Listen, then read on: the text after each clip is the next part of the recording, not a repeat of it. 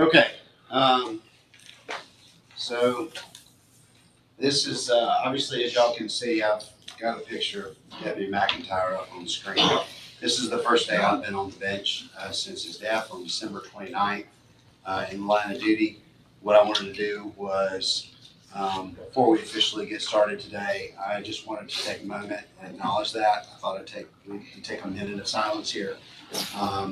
And again, for those of you who have not heard, Deputy Mark, McIntyre, was a shift supervisor with Spalding County Sheriff's Office and was killed after being shot in the head while responding to a call. So anyway, I'm going to start the timer, and if I just ask everybody to hold everybody at the door, and let's just take 60 seconds and frankly honor the fact that he has given his life.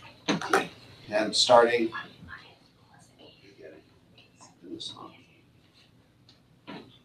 now.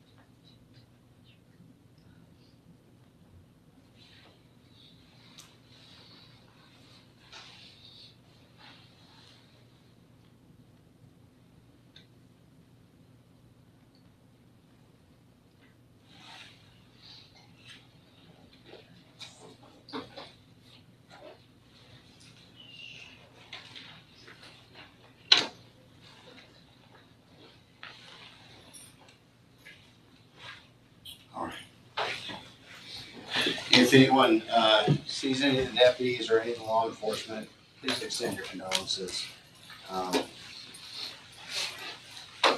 This is a tough. So,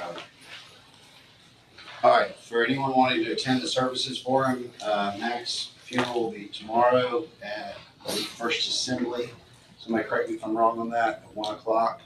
And it's open goal. So there will be no graveside service afterwards. Okay, so on to the business at hand. So today is the probation and non-jury calendar. What I'm planning on doing today is calling the calendar, seeing who's here, seeing who has a probation case, who has something else. If you have a probation case, just answer here. If you have something different, tell me what it is in a quick nutshell. Interlock device or motion for bond or something. Other than that,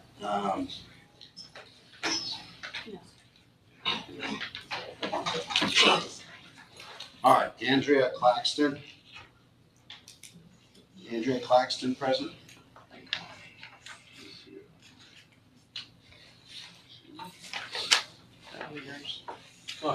No, sir, that's the accountability. Oh, that's the one. Are you here, Andrea Claxton? She is. She just got. She went to the restroom. I think I. Yeah, she's here. To the Okay. restroom. All right, that's fine. I believe it's a sentence. Well, I believe it's a motion to withdraw. I think it's a solicitor's motion. Here's Ms. Claxton. All right, we'll come. That's fine. We'll come back to you, Ms. Claxton. All right, Kiera Driver. Here. Thank you.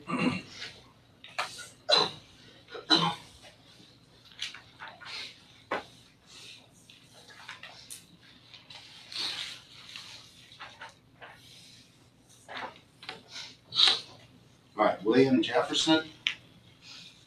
William Jefferson. All right, so it's a probation case, no answer, nobody in the feed. Issue a probation warrant. Sorry, Judge, we had some witnesses there. Witnesses, we didn't get one. We just.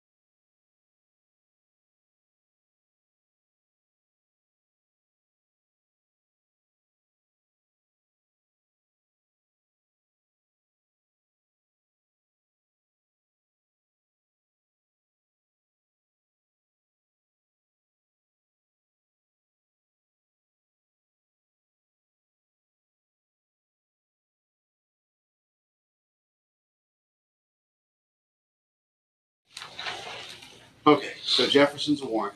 Mr. Lewis is here, I believe, on an interlock.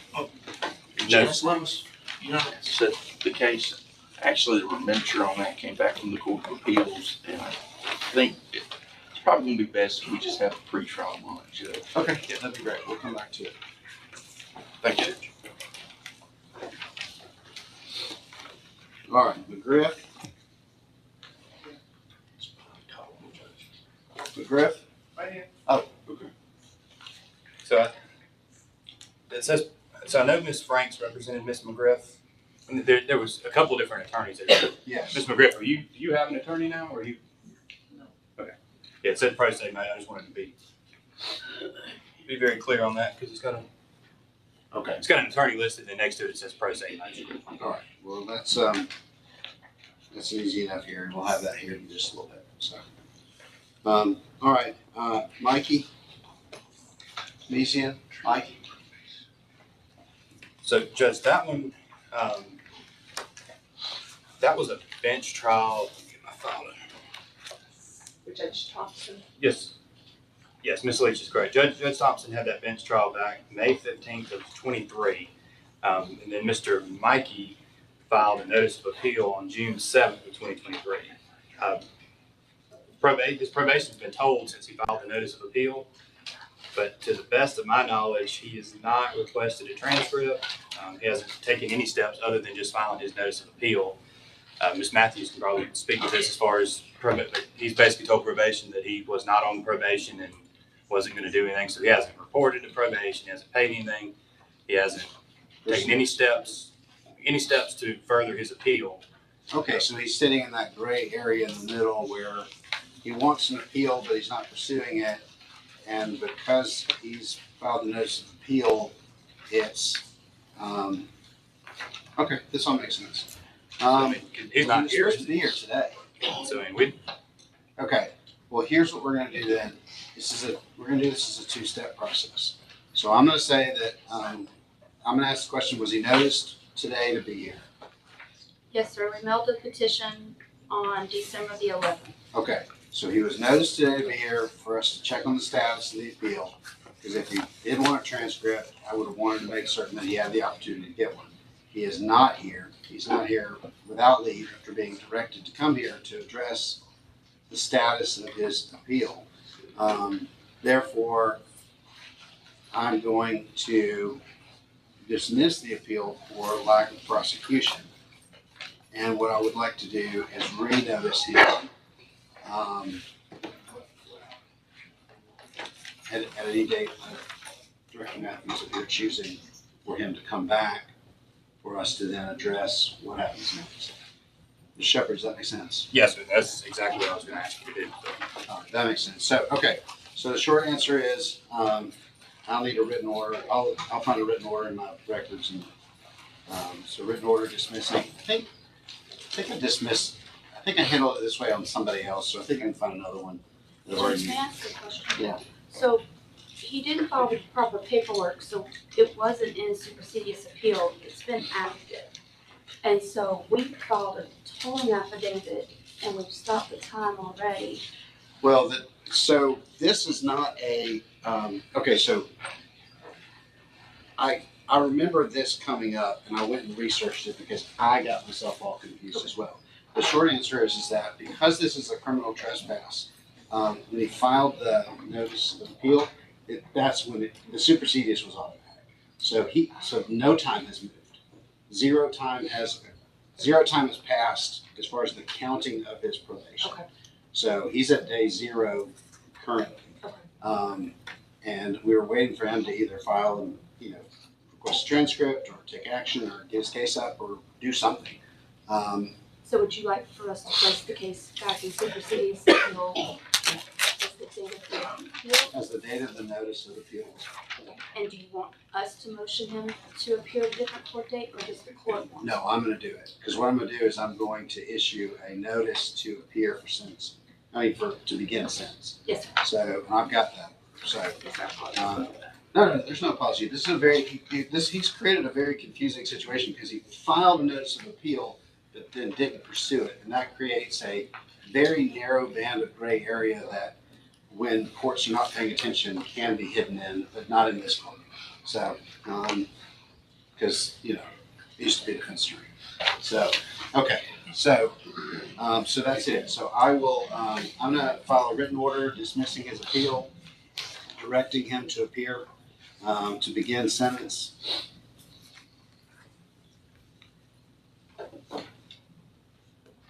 And I'm gonna e-file that, and when I e-file that, that'll notice him, he'll get served electronically through the justice system, and then they'll take care of that. So, okay, and then if he doesn't show at that point, and the state moves for a warrant, which I assume they will, that is what I'll grant that warrant. Yes, sir. So, yeah, he created a very complicated, which I'm not surprised by that, frankly, given him and his history with our court. He created a very complicated procedural situation that I think we've just untangled. So, okay, I really would have rather he just pursued his appeal. Let the Court of Appeals rule on the merits, but that's not gonna be. Okay, anybody else need anything on that one? No, sir. Miller is here, he's in jail.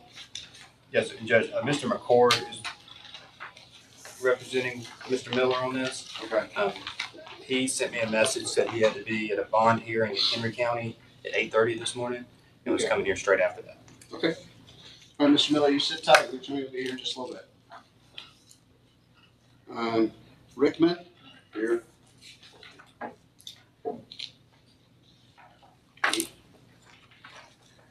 All right, Waldrop is Todd Harding. Mr. Harding got here early. We went ahead and actually had a conversation about that. I explained to him that this is for an ignition interlock device. He called me yesterday afternoon about Okay. it somewhere. So what I explained to Mr. Harding was that I didn't really need him to stick around. What I needed him to do was go get, he did not have a suspension detail report from his client. So I said, go get it. And if everything on it says requirement met, except the interlock device, I will grant it. If everything is not met, go get him to meet him and then bring me one that says everything's requirement met. I said, but I will not be granting it unless that's what I have. So Mr. Hudson, I'm just saying that out loud because that's a new thing we're doing now where I want everybody to have done everything else. Yes, sir. Other than asking me to waive it. Yes, And sir. if you've done all that, then I'll give it to you. Yes, sir. I don't really look at much of anything else. So what we did, Mr. Harding agreed he did not need another court date. What he would do was just work with his client, make the suspension detail report, do exactly that. He'd bring it to me in chambers and I would issue the order at that time. Do you have any objection to that procedure? No, sir. Okay. All right. Well, then it's on Mr. Harding to get that finished. All right. Caleb Wheeler here. Excellent. Judge, also, we failed to e-file with the same group, petition for Jasmine Smith, that she had received notice Okay.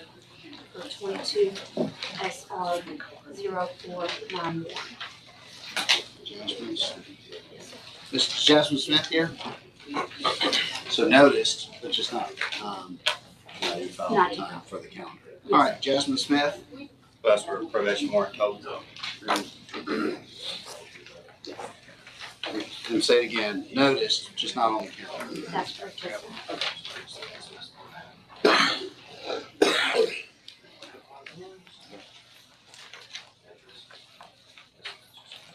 And that was 22 SR 49. Yes. So everybody, thank you.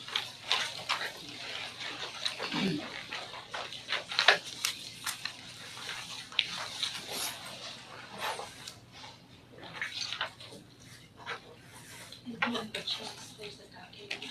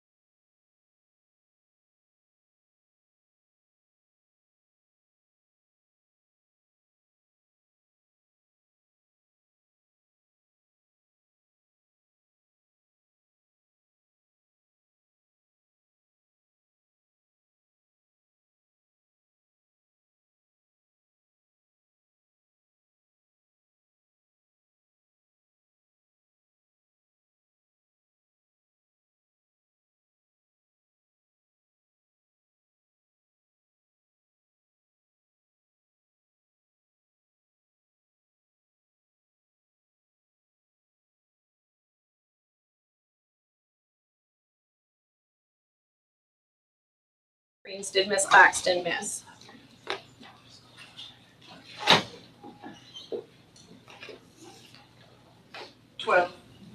And how many of those missed drug screens were excused by the court? 5. So she missed 7 drug screens without excuse, is that right? That's correct.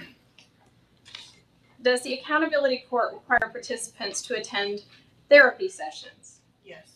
And is that requirement set forth in Exhibit 1, paragraphs 5 and 11? Yes. Did Miss Claxton meet her obligation to attend therapy sessions? No. How many therapy sessions did Miss Claxton miss? 8. And how many of those were excused absences? None of them. I'm sorry, how many was it? None. No, how many were missed? Oh, 8. Okay, thank you. As part of the accountability court's process for drug testing its participants, does the court require participants to call a drug testing line? Yes. How often? They call every day, 7 days a week. How many times did Miss Claxton fail to call the drug testing line? 9. And were any of those failures to call excused by the court? No. What is a mobile check-in? Mobile check-ins are set up where the client would have to, they receive a text on their phone and they're required to check in between 8 p.m. and 10 p.m., take a photo of themselves and then submit it back to the court. Did Miss Claxton meet all of her obligations with respect to mobile check-ins? No. How many did she miss? 3. Were any of those excused? No. Does the accountability court require participants to appear for accountability court hearings? Yes. And is that requirement set forth in Exhibit 1, paragraph 12? Yes. Did Miss Claxton miss any accountability court hearings? She missed court on November 30th, 2023 and October 26th, 2023. And were either of those absences excused? No. When Miss Claxton entered the accountability court, did she agree to be responsible for her own transportation and to appear punctually for all accountability court sessions, counseling sessions, and meetings? Yes. Before Ms. Claxton was admitted to the accountability court program, did she make any representations to you about her relocating to Spalding County?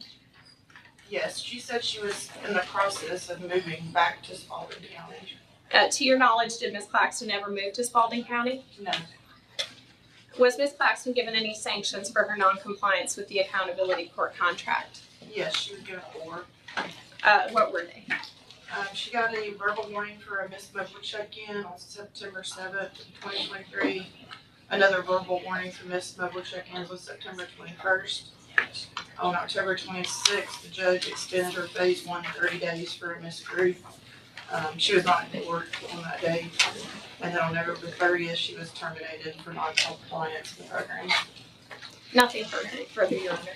All right. So, Ms. Claxton, this is the opportunity that you have to ask Ms. Heffron questions. And so if you want to ask her any questions that you believe will bring out information that's helpful for me in making this decision, you may do so. Is your green light on the top of your microphone there? Yes. Okay, so just lean in that microphone. It gets loud, it gets close. Ask your question, take a deep breath, let Ms. Heffron answer. And do you have any questions that you want to ask her? Yes, Ms. Heffron, what were my exact words when you asked me if I was in Spalding County? I don't understand the question. You stated earlier that I told you that I was moving back to Spalding County. And I want to know, were those my exact words? When you initially put in the application, you had a Decatur address.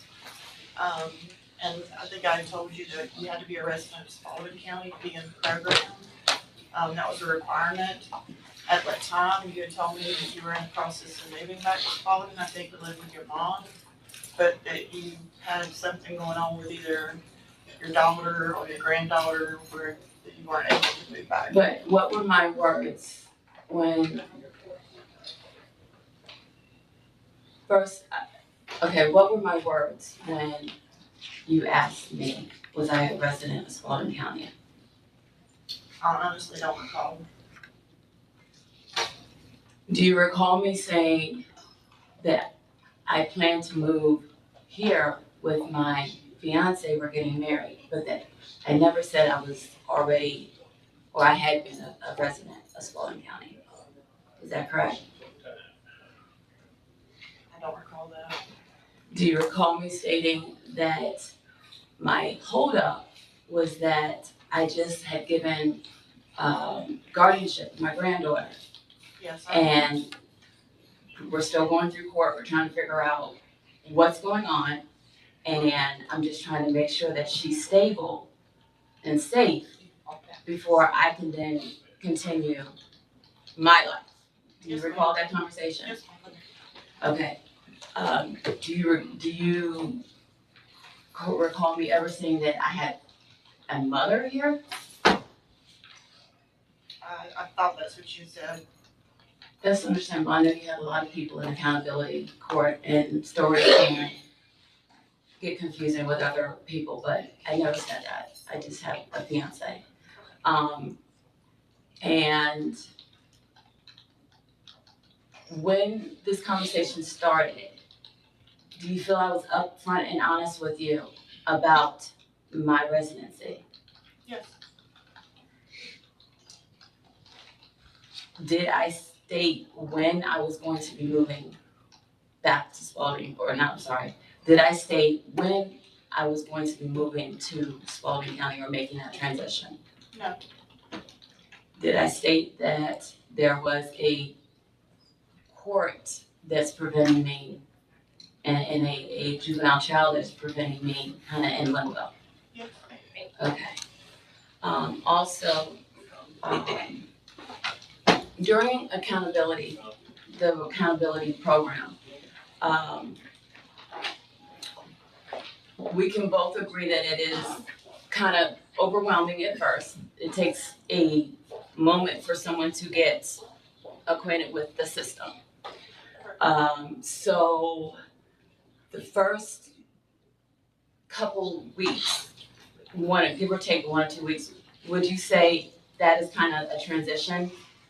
It is a big transition at first to get used to all the program requirements. And would you say that some clients do find hiccups and miss certain requirements until they're put on the right path of what they need to do?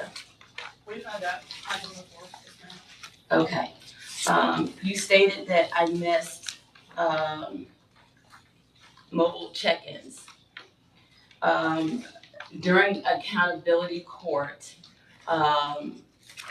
was it made known that there was a quote-unquote hiccup in the system and you had to send a test out?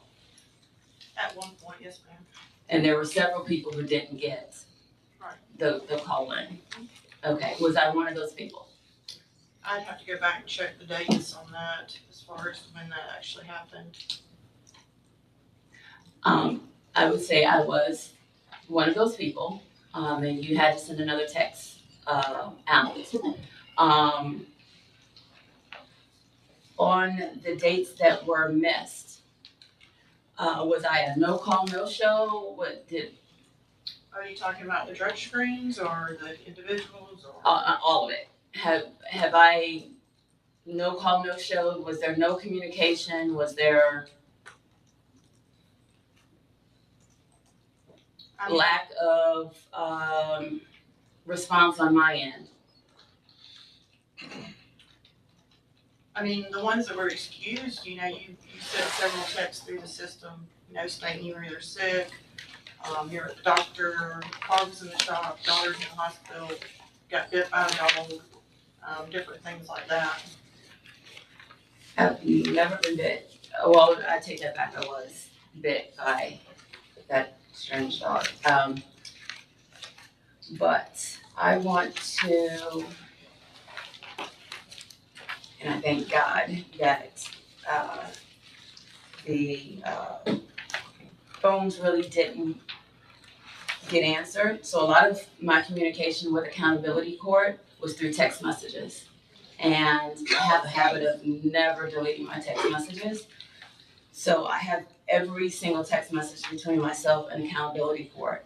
So, Your Honor, I have, I guess, this would be evidence to present that you stated. So, you have a pretty decent stack right there. Is that all the text messages? Well, text messages and the paperwork that was mailed out to me about court.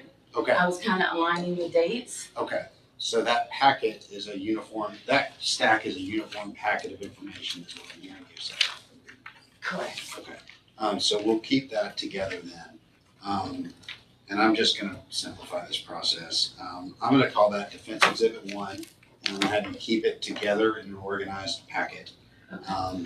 So don't take it apart, because you're telling me you've organized it, even though it's different pieces, it's in chronological order. Yes, sir. Okay, that's Defense Exhibit 1. Any objection to Defense Exhibit 1 being part of the record? No objection, Your Honor. Okay, again, I'm kind of cutting this a little bit corner, but it'll work. So, do you want me to use that in making my decision? Yes, sir. Great. Defense Exhibit 1 is tendered and admitted without objection, and it'll be part of the record. So I'll scan it in. We'll scan it in and give it back to you at the end of the hearing. Thank you, sir. All right. Now, as far as you testifying from that now, that's not what's going to happen. If Okay. you want to ask Ms. Heffern questions about it, then you can ask Ms. Heffern questions about it. But this is an opportunity. The only thing you're allowed to do at this moment is ask Ms. Heffern questions. So take a moment, redo that, and the state, and Ms. Margaret's standing by you because the state will need a copy of that. So if we want to just take a quick second, let Ms. Margaret make a copy of that. That way they can be looking at it, and you can be thinking about the questions you want to ask Ms. Heffern about it. So let's just take a quick moment. Ms. Margaret, we'll use my copy back here since it's faster. All right, let's take a 5-minute break.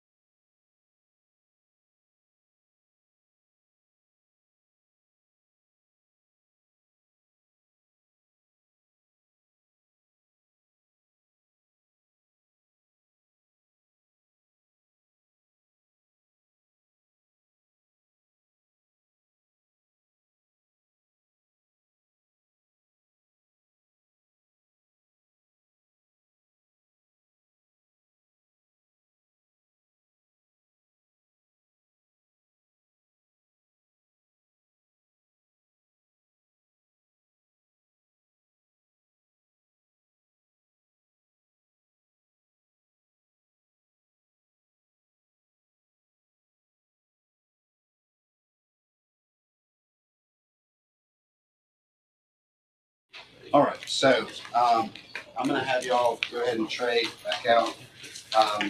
For the record, what we did was, we went through, got her packet completely together. Miss Margaret did that. Thank you, Miss Margaret. And, so, Kathy, I'm gonna. So sorry. You make this one. That's it. Yes, sir.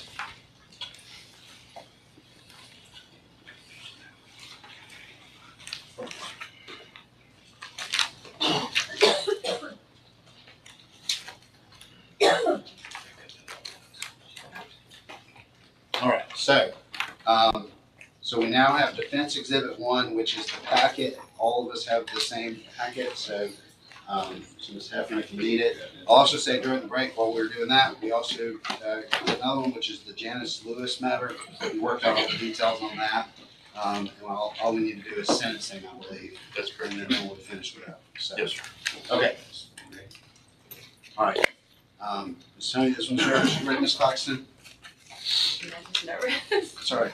Okay, Ms. Claxton, you were right in the middle of asking questions. You had put this packet up here. So whenever you're ready, you may ask the next question. Okay.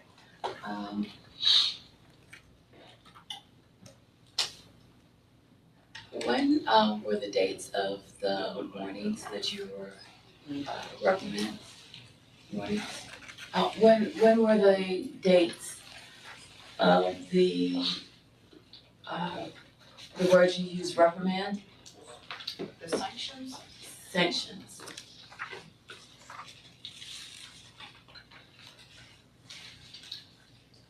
September 7th, 2023, September 21st, October 26th, and November 30th. That was the October 26th and November 30th. November 30th. Okay.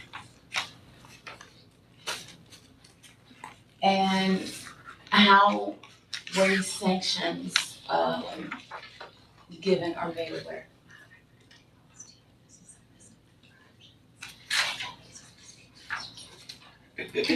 Excuse me, Your Honor. No, I realize what you're doing, so thank you for doing that. Okay. How were the sanctions communicated? They would have been communicated in court through Judge Essery. And was it explained that those were actually sanctions or that it was a problem or an issue? I'm sure Judge Essery would have said that in court. Because I go back after court and I notate all the sanctions or incentives in the case management system. But is it explained to the participants of the program that those were actual warnings? Yes.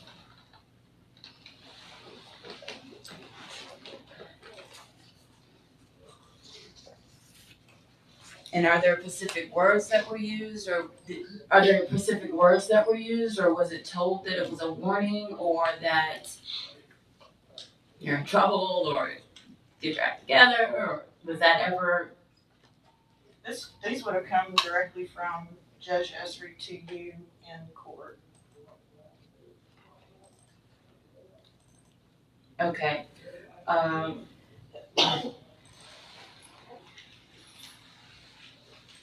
And are all participants residents of Griffin? Not all of them, but we take people from counties that are close, like Pike, Upson, but things that are counties that you're able to, drive back and forth to without any problem. So earlier you stated that you had to be a resident, but now you're saying you take other participants, correct? When we first started, it was Spalding County only, but then as we needed to grow the numbers in the court, we started taking some folks from other counties. Other counties, okay.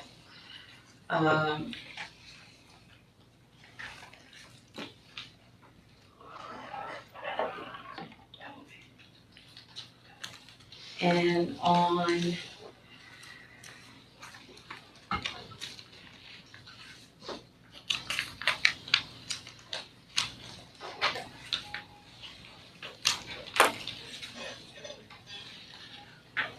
On the no call, or excuse me, on the no shows that you have listed, was there a reason given as to why there were no shows? Are you talking about the drug screens? We can start with drug screens, yes.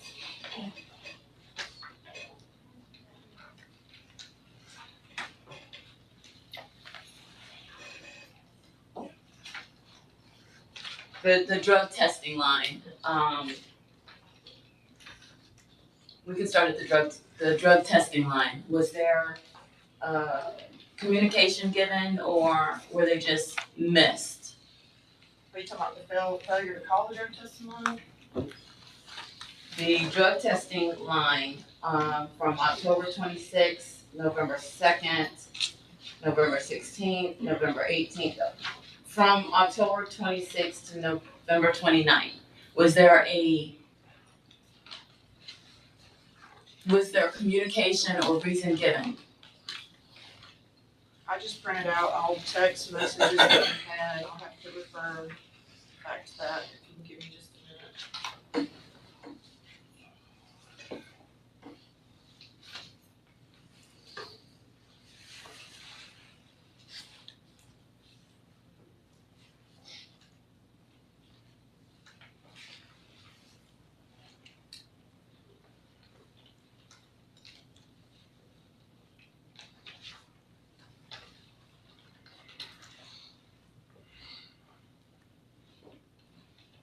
And if you have any, I know you have all the text there, if you'd like to refer to one of them, that way I can narrow this down.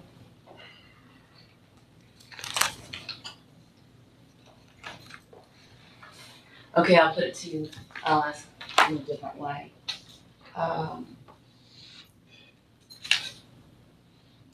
Was there an event that occurred? Are you familiar of an event that occurred that would have prevented these call-ins?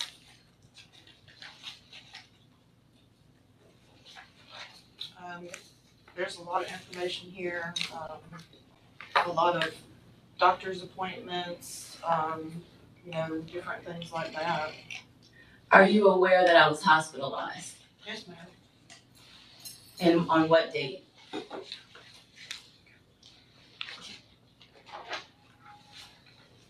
was somewhere in November.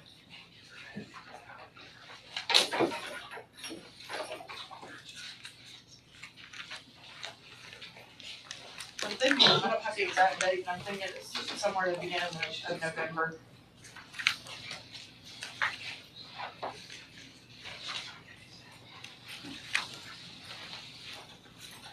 So you were unaware of anything occurring in October? You've had a lot going on, because I know that you have, the MS, and you've had a lot going on with that. So you're aware I have MS Yes, ma'am. from the beginning of the program? Yes, ma'am. Are you aware, or can you recall me, excuse me. Can you recall a conversation you and I had about the MS and how it progresses, or how it affects me? Yes, ma'am, we talked about that. I also have autoimmune disorder as well, and I talked to you about that. Okay. Did we have the conversation of, as long as I don't get sick, I'm fine? Yeah. Okay. On October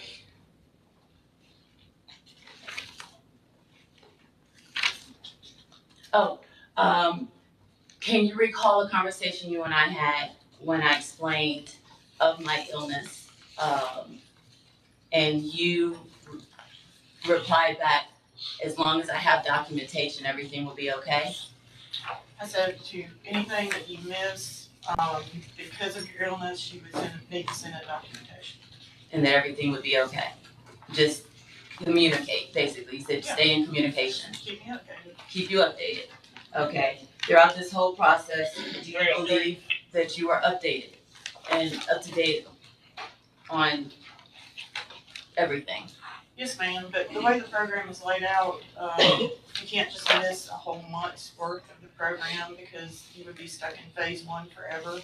So, you know, you couldn't really move forward in the program. I understand that you were sick, but there was no forward progress. Okay, as far as you brought up phase one, do you know how far I got into phase one? Give me 1 second. I can speed things up. I was a week and a half out of coming out of phase one, going into phase two. I had already been given an appointment to start facilitating my phase two. When You were in phase one for 126 days. for 126 days, okay. You're only supposed to be in there for 90. Excuse me? You're only supposed to be in phase one for 90 days. You were in there 126 days. So 126 days was, okay, back that up. I started on July 27th. October, or excuse me, let me get the date for you.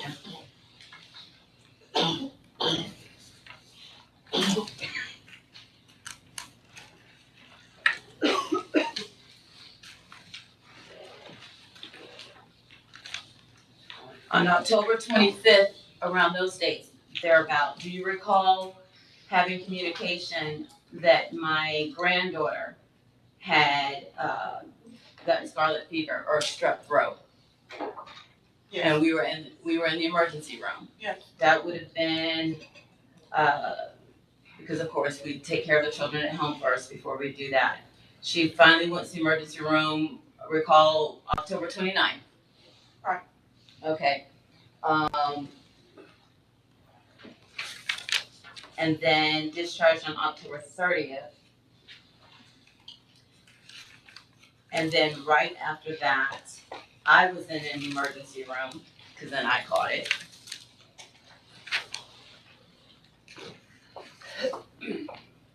And then was admitted.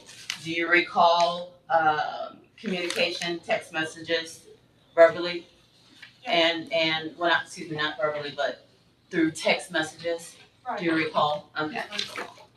Prior to the illness kicking in, would you say that I was in compliance, doing what I needed to do in the program?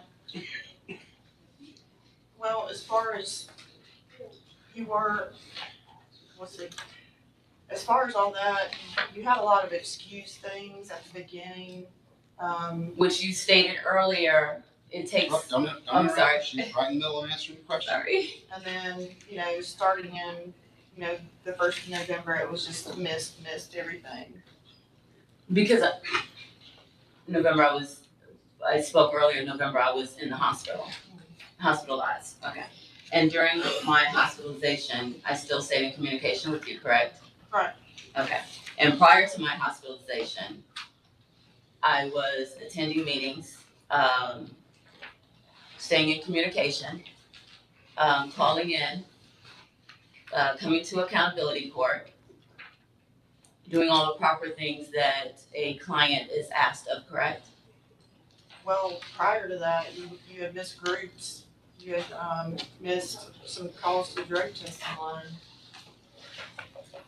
Didn't turn your self-help in back in August. Say it one more time. Didn't turn your self-help sheet in back in August. Self-help in August, August, If you're talking prior, August, you said August, what was that date? August 7th, Okay, and that was within the first week right. of me being in the program, and it was explained, correct? Yeah. Of what the self-help sheet was after I missed. And so, It was would you say that's the start of the program, explaining the program, explaining what's needed? After it was explained, was I in compliant? Was I turning in sheets? Everything is explained to you at orientation the day you sign your contract. We sit down with you after court, we go over the whole, accountability court orientation packet, and it's all explained at one time, everything that you need to turn in, how it's supposed to be done. I realize people starting the program, it's a lot of information to take in at one time. We try to work with you, we try to let you know, hey, you need to turn this in now. We send texts out, we remind people, we do everything we can to make sure you stay on track like you're supposed to. Okay, you said we. You go over the program? Or when you say we, oh, I'm sorry, let me rephrase the question. How long is that orientation of this huge program? It takes about an hour after we have court to go over everything, and it's either myself or Miss Karen Clark that does the orientation. I think Karen probably is the one that did the orientation with you. And you know that she explained and took an hour to explain everything to me. I can't answer for Miss Karen. Okay. As far as other clients, after they've gone through orientation for the hour that you say, does it still take a couple hiccups for them to get used to or get in line of what they're supposed to turn in when they're supposed to turn in? It usually takes 2 weeks for a person to get situated with the program and kind of know what they're doing. Okay, so you said that I was admitted July 27th, correct? Right? So would you say anything happening within the first 2 weeks is understandable Yes, because that's I'm right. trying to figure it out? Correct? Right. Okay. Then after those 2 weeks, would you say that I was compliant turning in when I needed to turn in?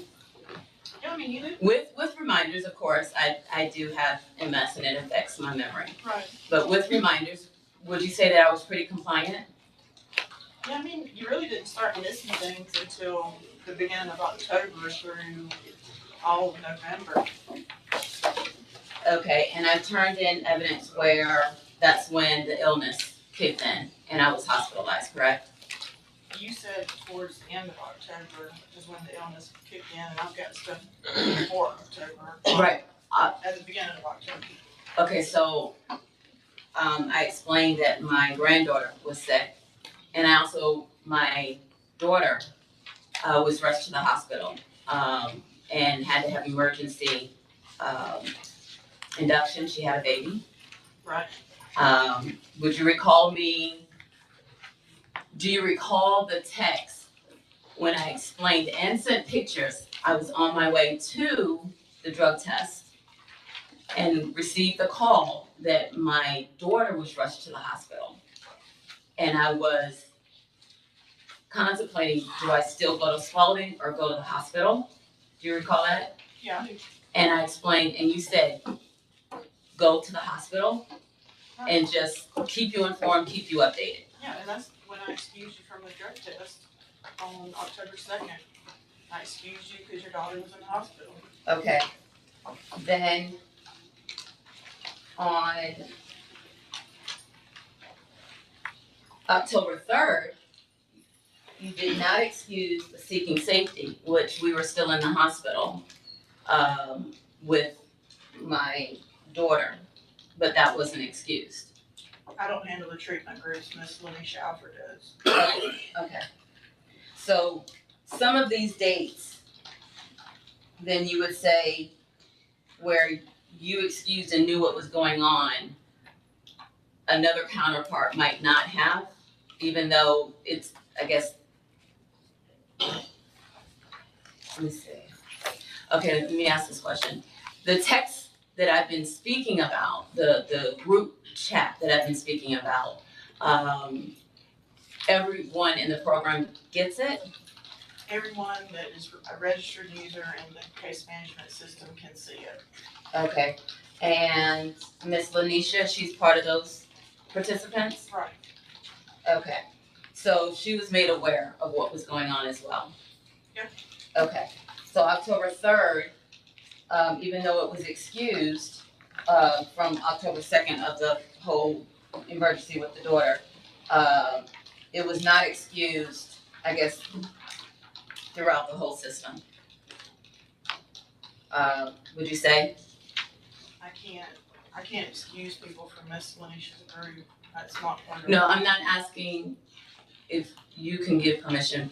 I guess the question is, would you agree that sometimes communication is not fluent throughout the whole group?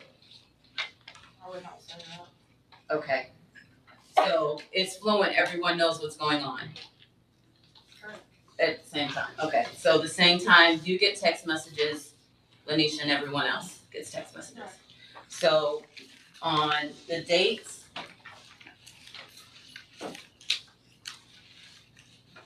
that were missed, and I don't, should we go through, am I allowed to go through each date, sir? Yeah, but I'm gonna give you a little bit of steering here. Okay, I'm sorry. So, I mean, you're doing a good job asking questions, but I need you to remember the lens I'm using to make this decision. I'm trying to decide two things. A, have you violated the program to the point where I need to remove you? And that's a very low standard. It's by preponderance of the evidence. So it's not like a criminal case where it's all the way up here beyond a reasonable doubt. It's just this much. Okay, the second question that I have to answer is, are you able to continue participating in this program? And I need to give you a heads up that your cross-examination is currently convincing me that you can't participate in the program going forward. And I've been trying to figure out how to gently say that, so I'm just gonna say it. That your cross-examination is thoroughly convincing me that you are not a candidate for this program going forward because you have MS, you live in DeKalb County, and you need to live in our regional area and be able to participate in the program. So I'm just gonna give you a heads up that I normally don't tip my hand in the middle of a hearing, but I'm tipping my hand in the middle of this hearing because I realize that you are trying really hard, and frankly, you're doing a good job asking the right questions. It's achieving the wrong result. So if you're wanting to stay in the program, I need to know, do you live in Griffin, and are you gonna be able to continue the program? And I'm not hearing anything from your questions that convinces me of that. Okay. Do you live in Griffin? Do you live here in Spalding County now? No, I have plans to come and live. Well, that's what was told to me at the date of your plea. Right, and as far as the last court hearing, the judge was supposed to make his decision as to what is going on with the stability of my granddaughter, and then he turned around and didn't show, and then they postponed the court date for another month, so I'm in holding. But that doesn't prevent me from being in the program. When I was in the program, I came and did everything I was supposed to do up until I got sick. So Okay, well, that was just one question I wanted to get answered. So I'm gonna let you go back to cross-examination, but I just need you to know that although your cross-examination is very articulate and well-worded and organized, it is not achieving the results. And I just didn't want you to spend another 30 minutes asking these questions, not realizing that you are convincing me to grant this motion. okay. And I'm leaning heavily towards granting this motion because I cannot foresee a scenario where you move to Spalding and you get well enough because of the chronic disorder to participate in this program. Does that make sense? All right, so I'm gonna give you that. I'm gonna step back. I'm gonna let you ask your next question, but I just need you to know that that's the lens I'm at and that's the place I'm at. And no, I'm not supposed to tip my hand, but we need to move this forward. I've got a whole room of folks that need a hearing, and we need to move towards closure. All right, floor is yours. Okay. Prior to the hospitalization, was I attending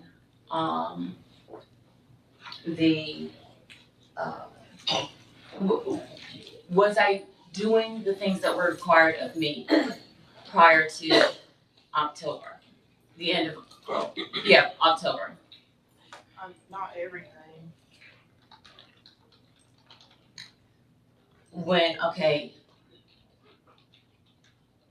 Would you say that I was trying to be compliant, trying to get better? What is the program about? What do you mean? What is the accountability court, what is the accountability program, purpose? What is the purpose of it? The purpose of it is to get a person treatment when they come into the program, and, have all these treatments available to you. You have to come in, it's a 16-month program. We drug test twice a week. You go to counseling twice a week, group counseling twice a week, individual counseling once a week. Program doesn't cost anything to you. You don't have to pay for any drug tests or anything like that. And the goal is if you come in and you have charges and you complete the program and graduate, then your charge gets dismissed. So it's a win-win program for a person that comes through. So it's for drug or mental disabilities, correct? Okay. Keeping with the mental disability, would you say through all the obstacles and curves, I was a decent candidate, complying with the things that were asked? With a few hiccups, but I was pretty much trying to do the program. You were trying. And I was approaching phase 2, in fact, Right. prior to the October illness, correct? I was approaching phase 2. You were, but with all I was approaching phase 2, correct? I just said you I'm were. sorry, okay. But That's, I only asked, There's- was I approaching phase 2? Objection, Your Honor, asked and answered. Okay, so move on. You've got that point across, Okay. so move on. Thank you.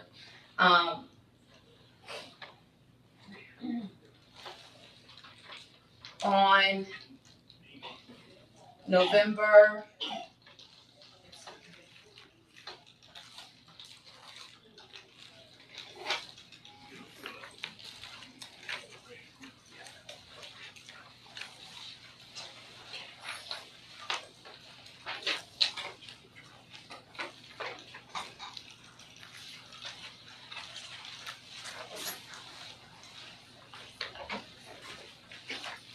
on November 30th, when accountability court was being held,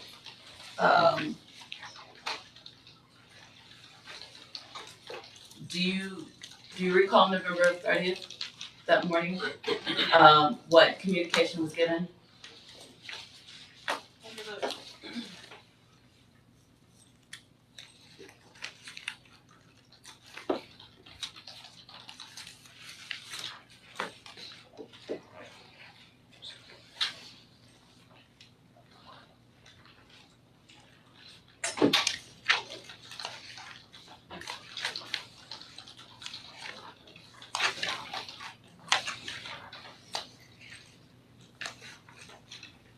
If you have it right there, you can refresh my memory instead of me sitting here wasting the court's time looking.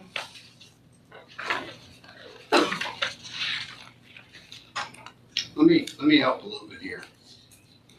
Can you give me a good faith estimate? And again, I'm not trying to rush you. You have the right. I know, I'm sorry. No, you don't owe me an apology. I just have this room of people and I'm just trying to move all the pieces appropriately. But it was very important to me that you get a full and sifting cross-examination and a full hearing. And so I'm just balancing, as the judge up here, I'm always spinning a bunch of plates. If you think that you're gonna wrap up this cross in the next 5 minutes, I'm gonna let you continue. If you don't think you're gonna wrap it up in the next 5 minutes, I'm gonna adjourn this hearing because these other hearings are gonna go much, much faster and then I'm gonna come back to your hearing. So do you think, and I'm not pressuring you, I'm just giving you options. Do you think that you can wrap this up in the next 5 minutes, or would you like me to adjourn this hearing, deal with these other things that are all gonna go much faster, and then come back to you? Please. Okay, we're gonna do that. So Ms. Heffron, you may step down, and we're gonna deal with the other matters. And this is what happens when you have one judge doing the job of 3 courts. I'm sorry, not one judge, one team doing the job of 3 courts. And we simply have too much volume. All right, you may step back to the gallery now. All right, So if you'll, Kathy, if you'll just mark that as policy procedures. Yes, sir. Okay. Judge, there's an agreement as far as I understand with Bruce, but Mr. Hutcherson had them to be in a different court at 10:30. Yes, he told me what to do. So are we okay to, He told me exactly what to do, and I'm gonna let that say. disposition, I've spoken to Patrick.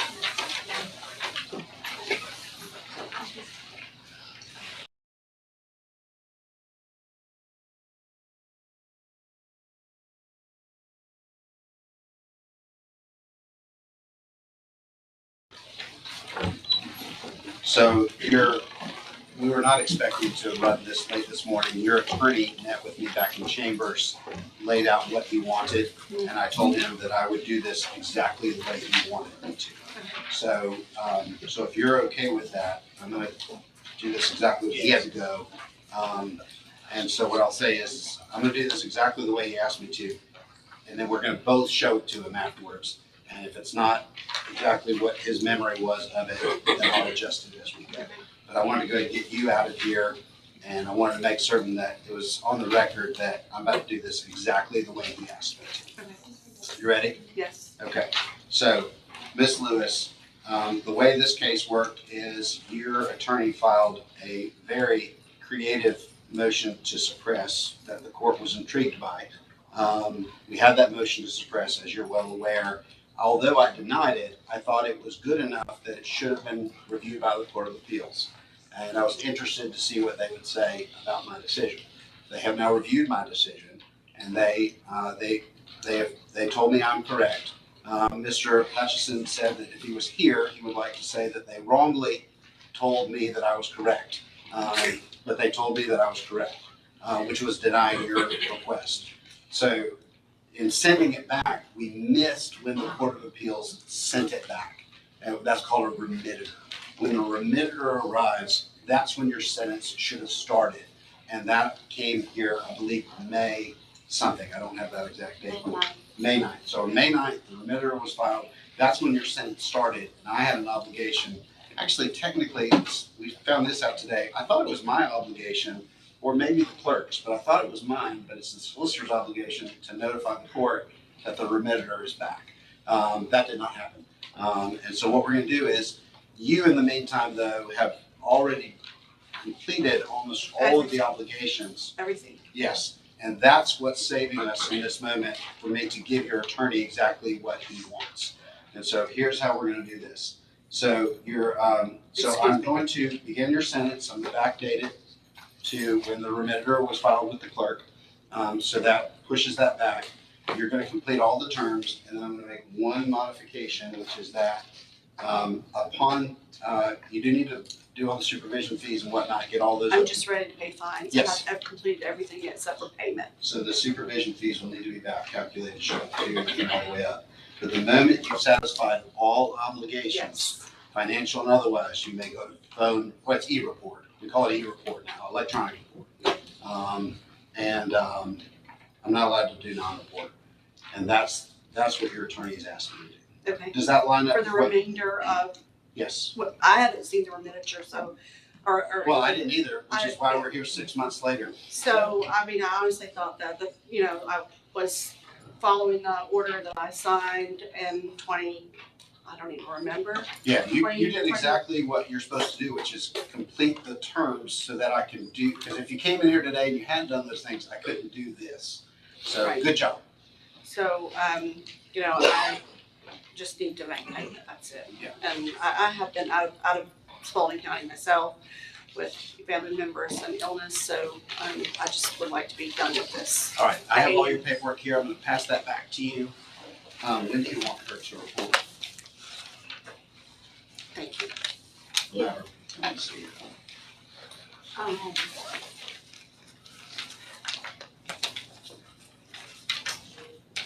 Tuesday, January 9th. Okay, so you're going to go to the Spalding County Sentence Enforcement on Tuesday, January 9th. So it's just a couple days from now to report in person to check, to make sure all your boxes are checked. Okay, where's that? And their office is old post office across from Slices and the post office. If you go to spaldingcounty.com, go to the sentence enforcement page, all the information you need is Okay. there. So you're gonna report in person on the 9th. What time? Between 9 and noon? Okay, between 9 and noon. Will I And- see you? Yes, sir. Okay. And then once you, assuming you've checked all your boxes, then they'll give you reporting on reporting instructions. All I right. do need a copy of your evaluation in DUI school, but Mr. Hutchinson did say he was gonna check the file to see if he had that information, but if you have it, I have the class certificate here.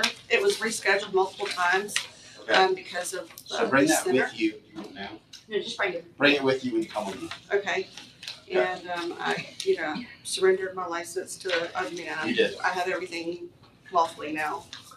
All right, so if any of this, so review all this with Mr. Hutchison. As I've already said, if this does not line up with exactly what he was expecting, I will modify it by report from chambers. You won't need to come So back. you said there would be like 146 days left, is that correct? Yes. Him and I had different dates. I dated it back to May 9th, and I have that you've served 163 days, and you have 202 days remaining. So him and I did disagree on that. I told him that him and I could check that together. And I'll check it too. We did not get that opportunity, so I can have that information for you when you come in on Tuesday. to Okay, so And I'll help he calculate said that. that it was 146 Yeah, days. I've got that in my head, so we'll figure that out. We'll communicate with him Okay, and come up with a solution. Okay. All right, anything else? no, Your Honor. All right, so make sure you communicate with him, and again, that date calculation is something we're all aware of, so. Okay, if you will, sign here, we'll get Mr. Hutchison to sign this when it comes back through. And report on May 9th. So will I I'm so pay sorry, today report or on pay January on- 9th in person between 9 and noon. Will I pay fines today before I leave the court or No, on you'll do it next on the week? 9th. Is that next week? That way we can go over all the numbers. Since Brent's not here, could I just get a copy of this before I go? Oh, you will get a copy. Right here? Yeah, you'll definitely get a copy before you go.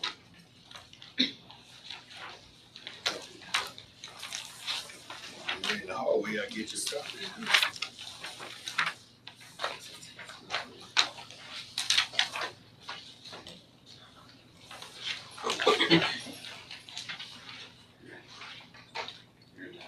This, A week better late, I get your copy.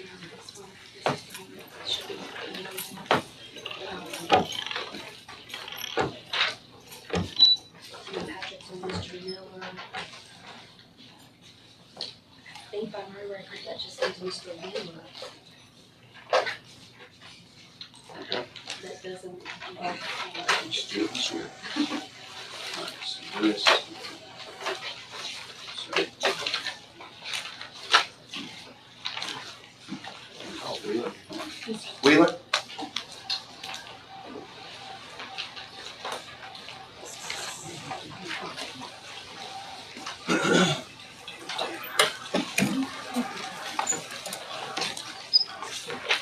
Okay. Director Matthews, Mr. Wheeler, you'll both please raise your right hands. You solemnly swear or affirm the testimony about to give this matter will be the truth, the whole truth, and nothing but the truth, so help you God. I do. All right, take your hand down. You state your full name for the record. Caleb Chance Wheeler. Mr. Wheeler, you're here on 23 TK 0450 because you're participating in our pretrial diversion program, and your supervisor has filed paperwork with the clerk alleging that you're out of compliance with your probation. You understand what you're doing here today? Yes, sir. I'm sorry, not probation, you're with your pretrial diversion agreement. There's two things that could happen today. I'm trying to decide whether or not whatever these violations are enough to remove you from the pretrial diversion program. If I decide they're not, then I will either just return you to the program or return you to the program with modifications. If I decide that there's enough there, then I can pull you out of the program. And if I pull you out of the program, I will then make a secondary decision as to whether or not you have violated your bond conditions to the extent that I should revoke your bond, because completing this program are your bond conditions. Yes, sir. Do you understand what we're about to do? Yes, sir. Are you ready? Yes, sir. All right, go ahead. Judge, on 23 TK 0450, the defendant is alleged to have violated the terms and conditions of the pretrial program in the following. The defendants failed to report to probation as directed, having missed 3 of 12 scheduled appointments. The defendants failed to pay the court fine and fees as ordered or utilize community service work in lieu of the court fine, being in arrears $402 as of the date that the petition was drafted on December the 18th of 2023. The recommendation on this case is for him to report weekly until full compliance, payments of $75 a week, convert the court fine to 45 hours at 10 hours per week, 0 tolerance for the duration of active program. His next report date would be in person on January the 10th of 2024 between the hours of 1 and 5. All right, 2 questions, Mr. Wheeler. So, Yes, sir. do you admit to the allegations that, that sentence enforcement is filed? Yes, sir. The 3 missed appointments, Sorry, is that a yes or no? it is, yes.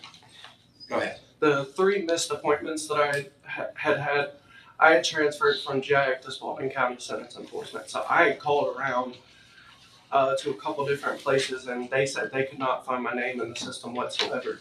So I continued to call for around 3 months before I finally got the phone call from Spalding County saying I was with them now when I got transferred from JAG.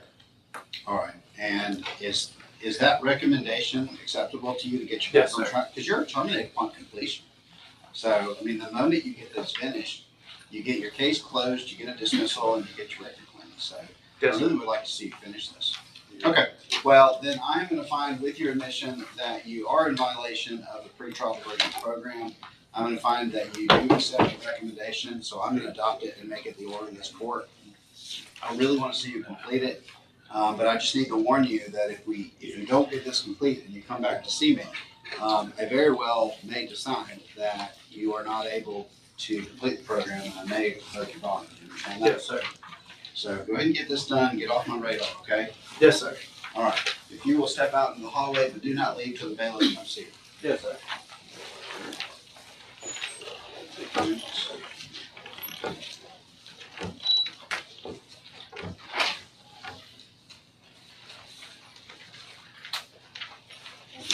And Mr. Shepherd was helping with,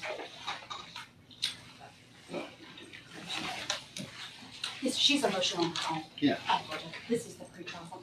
oh, yeah, I'm just trying to, I just didn't know if Mr. Shepherd was involved. not that I'm aware of. I don't, All right, McGriff?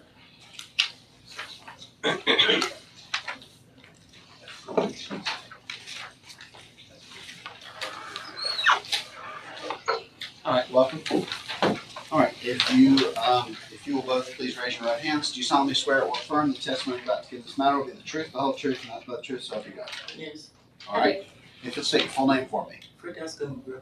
All right, and you are here today on your own motion, I believe, on 21 SR 2338 to terminate your probation, is that correct? Yes, sir. All right, well, I'm gonna actually, if you're ready, I'm gonna pivot to Director Matthews first. You're welcome to stay standing at the lectern. If you wish to sit down, that is perfectly okay. It's totally your call. You don't need my permission, however. All right, so Director Matthews, whenever you're ready, if you'll tell me how the defendant's been. so Judge, this was a 12-month case. She received credit for 69 days in jail. It's a no early termination. She had to obtain her driver's license, complete 40 hours of community service, complete DUI school. At this time, she has 149 days remaining on probation. She has never missed an appointment. She's turned in proof of her license, turned in proof of community service, turned in proof of DUI school, and all fines and fees are current until tomorrow. Her next set of probation fees would be added on the 6th of January. So how many days are left? You said it, I missed it. 149.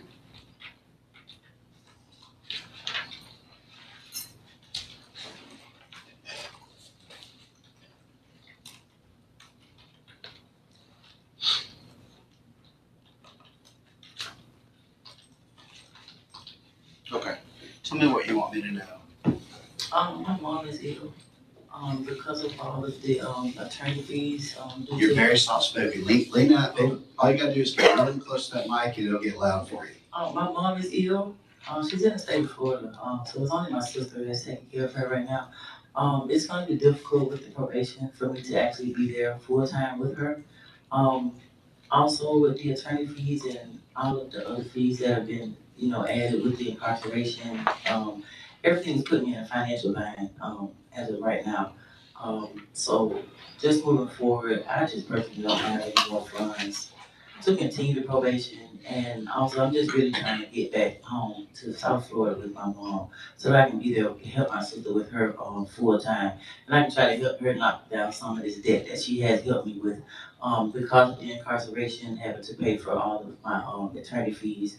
At my residence, with my car being almost repossessed because of the incarceration, paying for my rent and everything else. So I'm trying to actually get there so that I can help my sister with her and also try to help knock down some of these credit card bills that have been, that have accrued because of these charges. Okay, so let me see if I can repeat that back to you to make certain that I heard what you wanted me to hear. So your mom is sick in Florida and you would like to move there to help care for her. All right, so I got that part. That you have a financial issue with your attorney where you're continuing to pay your attorney's fees? No, everything is paid, but then my mom actually, being that I was incarcerated, the attorney that we initially paid that didn't show up for court for me, which caused the FTA, we have that fee. They're all paid, but I'm in arrears with my mom for the legal fees. Oh, okay, you're not the first kid who's come in that owes their parents money for legal fees, so, okay. And she's not able to, right now because she's ill, so I need to, Right. Right, but as far as fees that, what's the outstanding financials here? She's current. Current? Yeah. Okay. She doesn't currently, her court fund's been paid in full, her intake fee and her probation fees of $50 a month, those are current. Her next month of fees will be added on January the 6th. So she doesn't owe any money right now. Okay. Okay. Anything else you want me to know? That's all. Okay. Well, let's do this. So your case started out very serious. It was a DUI. Your attorney successfully got it reduced to a reckless driving. So that was a win there. As far as us and financials, we are set up as a court to be a $0 court. So other than restitution, every dollar I assign has multiple pathways to satisfy it, other than pulling cash out of your pocket and paying you. So you with me on that? You just have to ask for it and go through the steps. But it's not like, it's not like it's a system that can't be finished. Lots of people finish it.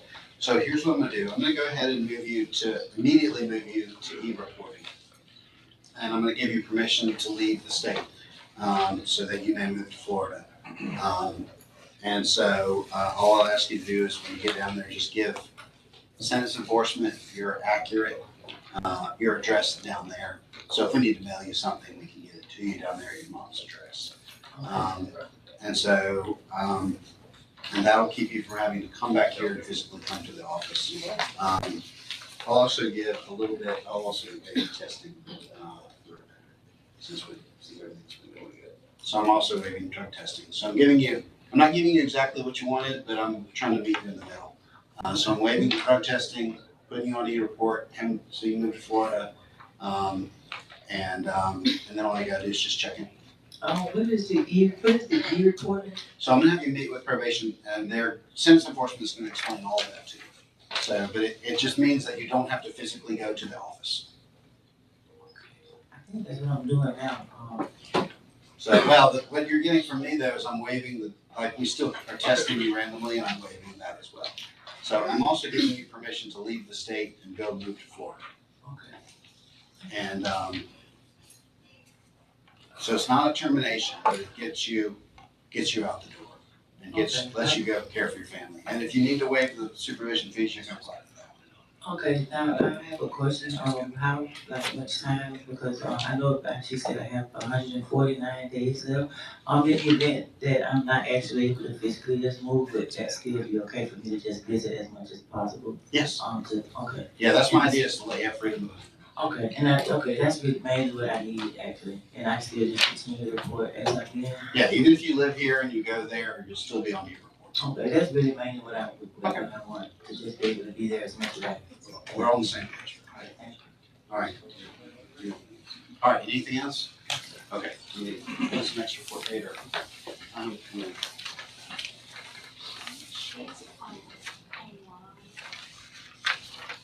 Go online by the No. 15th. Okay, and the supervision fee is still, We'll be due on the sixth, so just $50. How about that? Or Blackwood. okay, thank you. Thank you. All right, so that's Madrid. Okay, Mr. Shepherd, how can I assist you?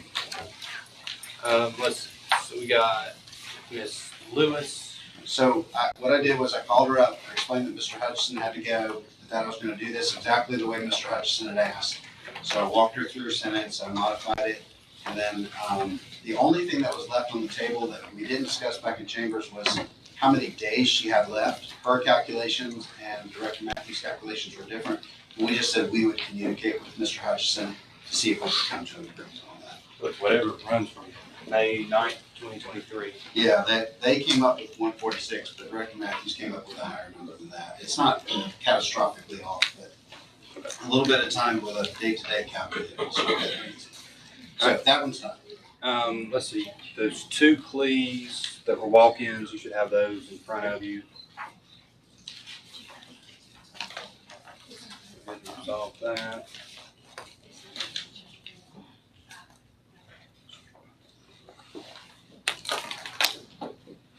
We got another walk-in, it's Ms. Ponder. She's a bench warrant from December 4th from a DUI. All right, give me just a second, I'm gonna estimate.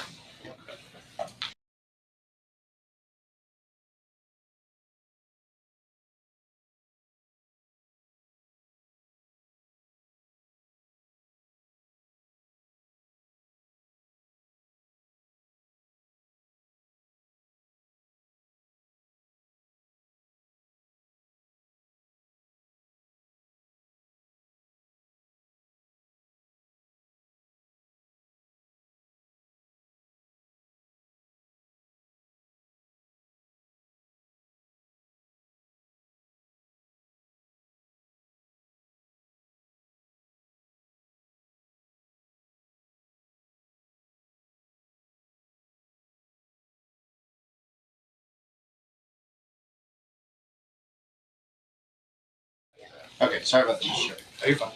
All right. What else? So there was Ms. Ponder, these are just a couple of walk-ins, but we're just trying to check off the boxes here. Ms. Ponder was a bench warrant from December the 4th of 2023. She's not interested in taking the plea this morning, so we'll have to address her. I'll address it. We got Ms. Driver, Okay. who was Ms. Driver was a warrant from, she had a warrant for a while based on some new charges, but per your newer policy, Ms. Matthews gave her the option to walk it in today. Yes. So we'll address her case. And then we've got Mr. Miller that Mr. McCord's here on. He's the one that was transported this morning. All right. We'll be ready to have a hearing on that. I believe they were just going to stipulate to the contact and argue on the revocation, but let Mr. McCord confirm that. Well, why don't we go ahead and do that one then, because I got a jail case and. Yeah, I was gonna tell you that the 2 minutes reports are ready to be transported back. Right. But we have nobody to transport. So if I get this finished, that takes care of that for you. No. No. But Oh, because you're so short-staffed. yeah, so but it will allow, is when somebody comes available to get. Okay. Mr. McCord, we're gonna go ahead and jump into Miller. That's yours as well, right?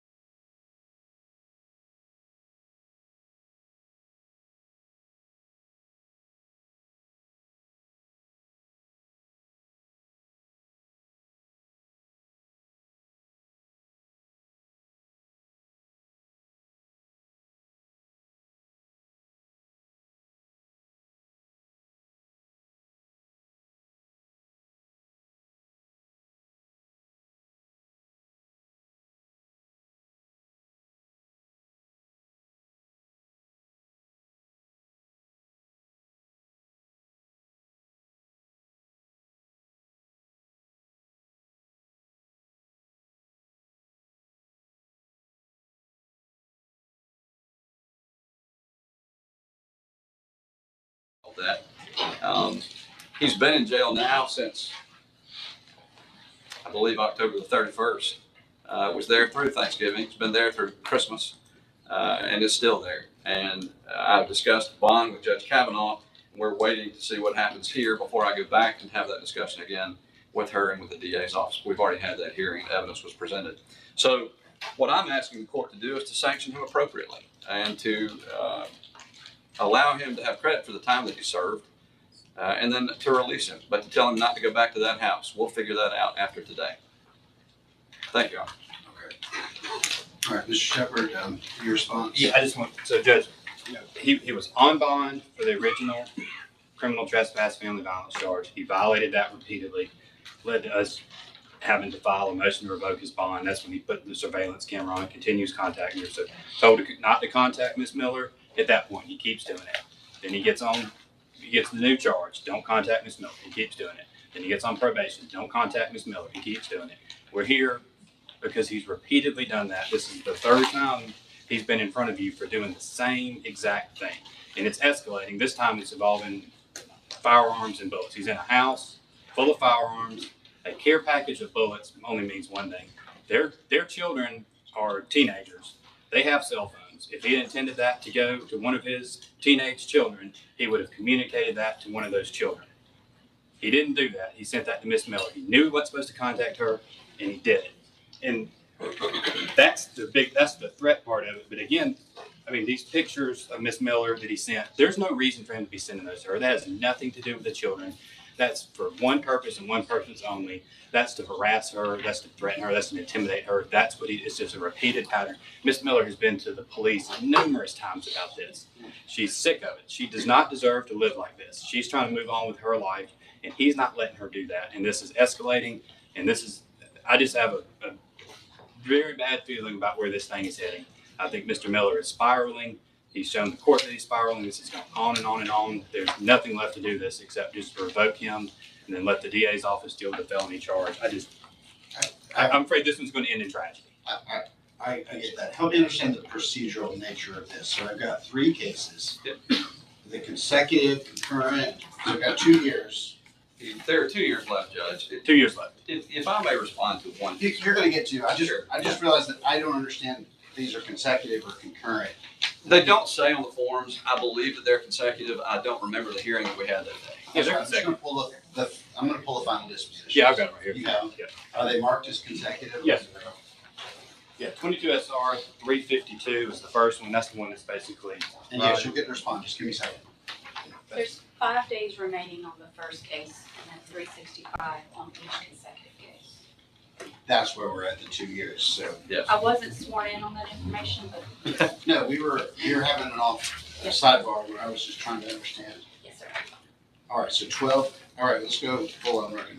So 1280 is case number 2, and then 0051 is case number 3. Yes. So 5 days on case number 1, which is 22 SR 0352. Okay, I've got it fully. Mr. Shepherd, do you need these back? Sure.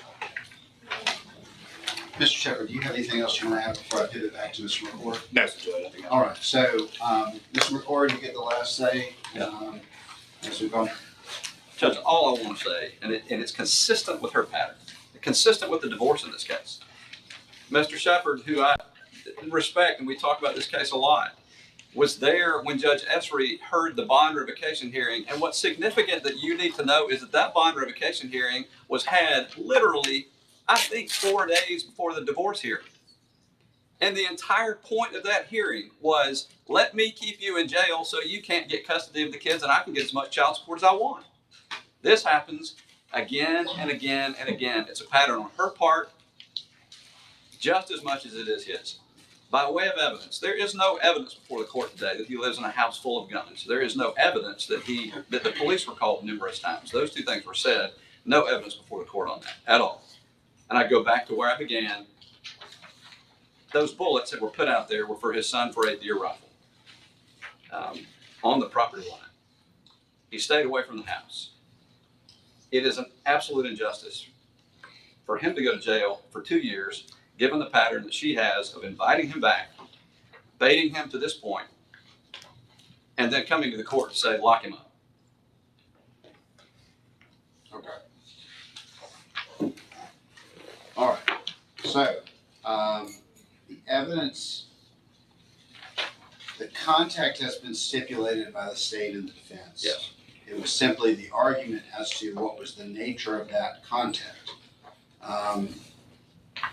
It's also been stipulated that there is a felony pending upstairs that is related to this. It was aggravated stalking. I saw it just a second ago. 23 FAH 2061. I just pulled that one up because I was curious of the bond status, and I see that it is currently no bond. Is that correct? What Judge Kavanaugh said that day was that she was inclined to grant a bond, but she asked me about this hearing and said, let's go through that hearing, and then when you're finished there, come back with the assistant DA, and we will have, the way she said it was, we'll come back and have a discussion. I said, do I need to file another motion? And she said, not now. I don't know what that means because I usually file another motion, but I'll go see her if that's what she needs me to do. No, that makes perfect sense to me. So, okay, so that means that he's currently no bond, but that is in discussions as to whether or not to grant a bond on this. What I'm doing right now is reviewing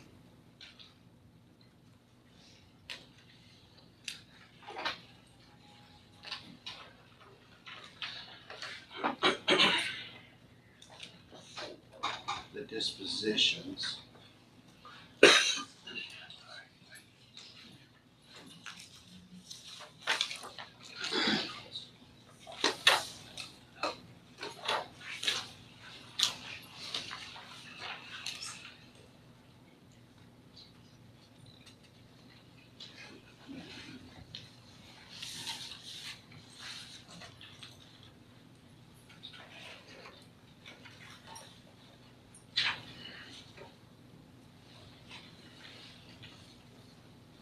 All right, so the dispositions do not include no firearms or ammunition.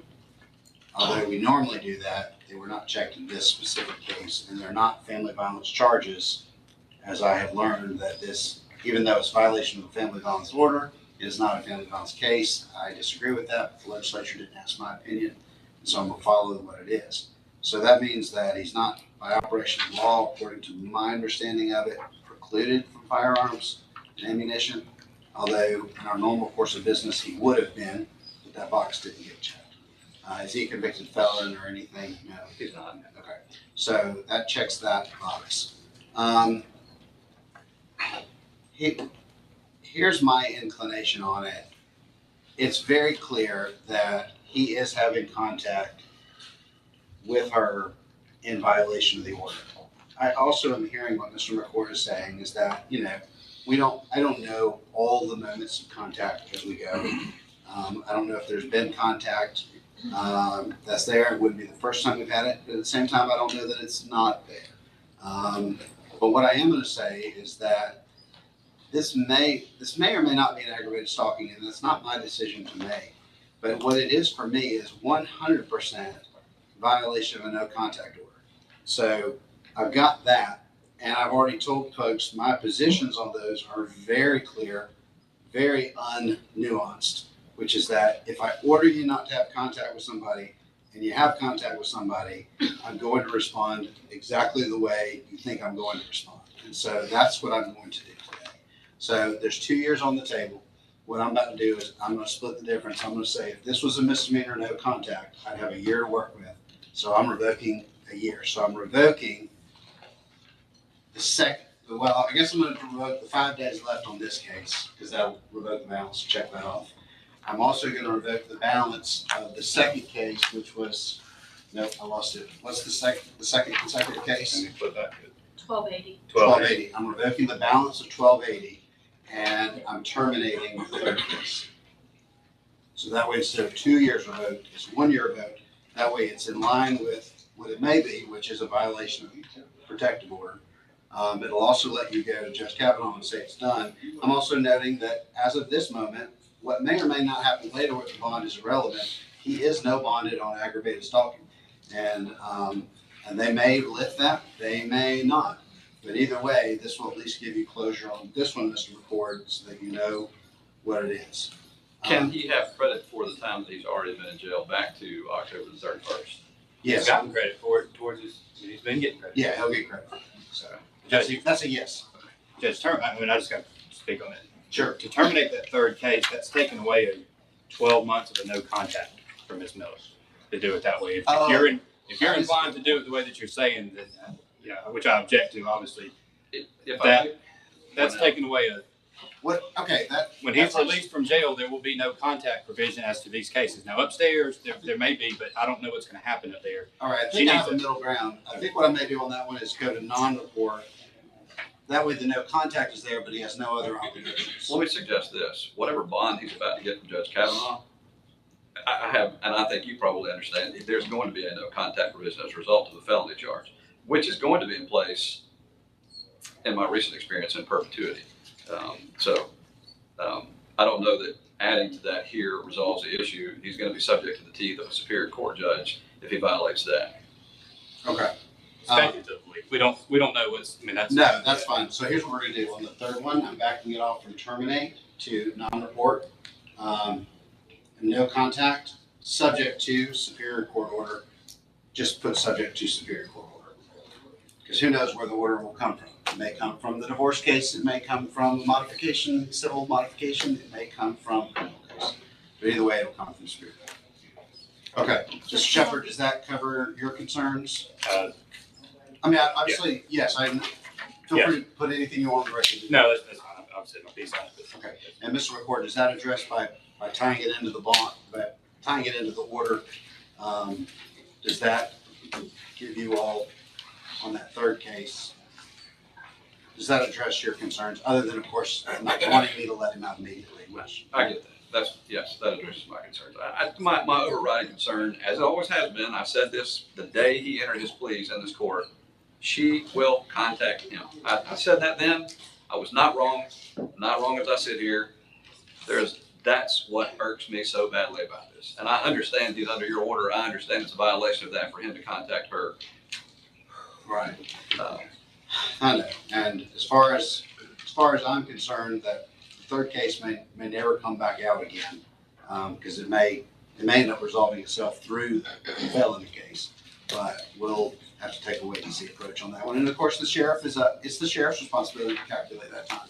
It's not a high and aggravated misdemeanor by my measurement, so that's between you and the sheriff. All right, so, okay. Thank you, Your Honor. Y'all need anything else?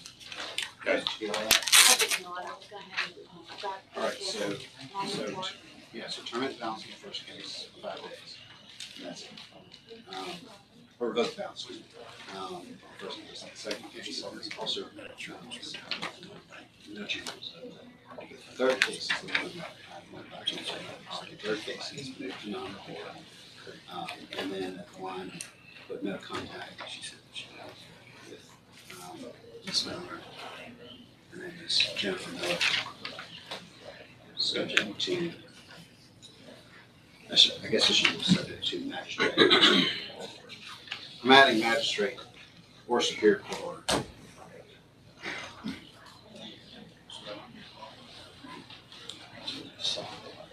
All right. I put the stipulated date.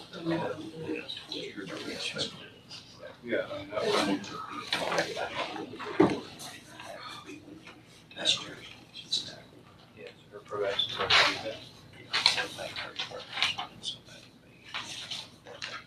I think now I'm going to go have a conversation with Judge Kavanaugh. Well, I'm gonna give you copies of these before you go. Okay. So if you'll sign these and have your client sign these, you may take copies of these with you to show Judge Kavanaugh. So you sign here, your client signs there, and then the bailiffs will make copies. Move into your circuit, by the way. Building a house.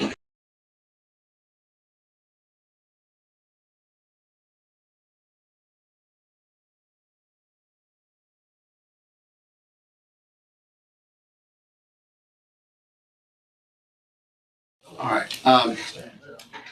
Mr.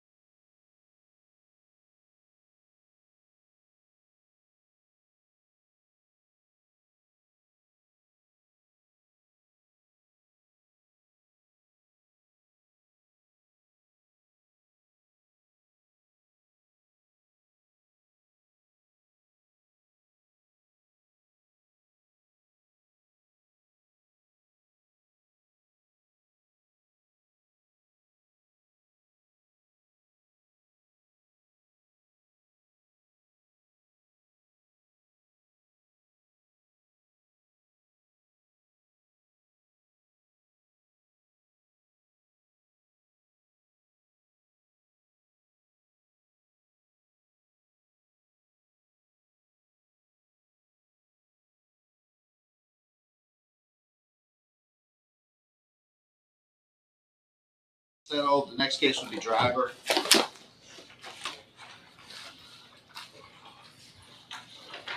Brent, I did change 5/9 to 5/30.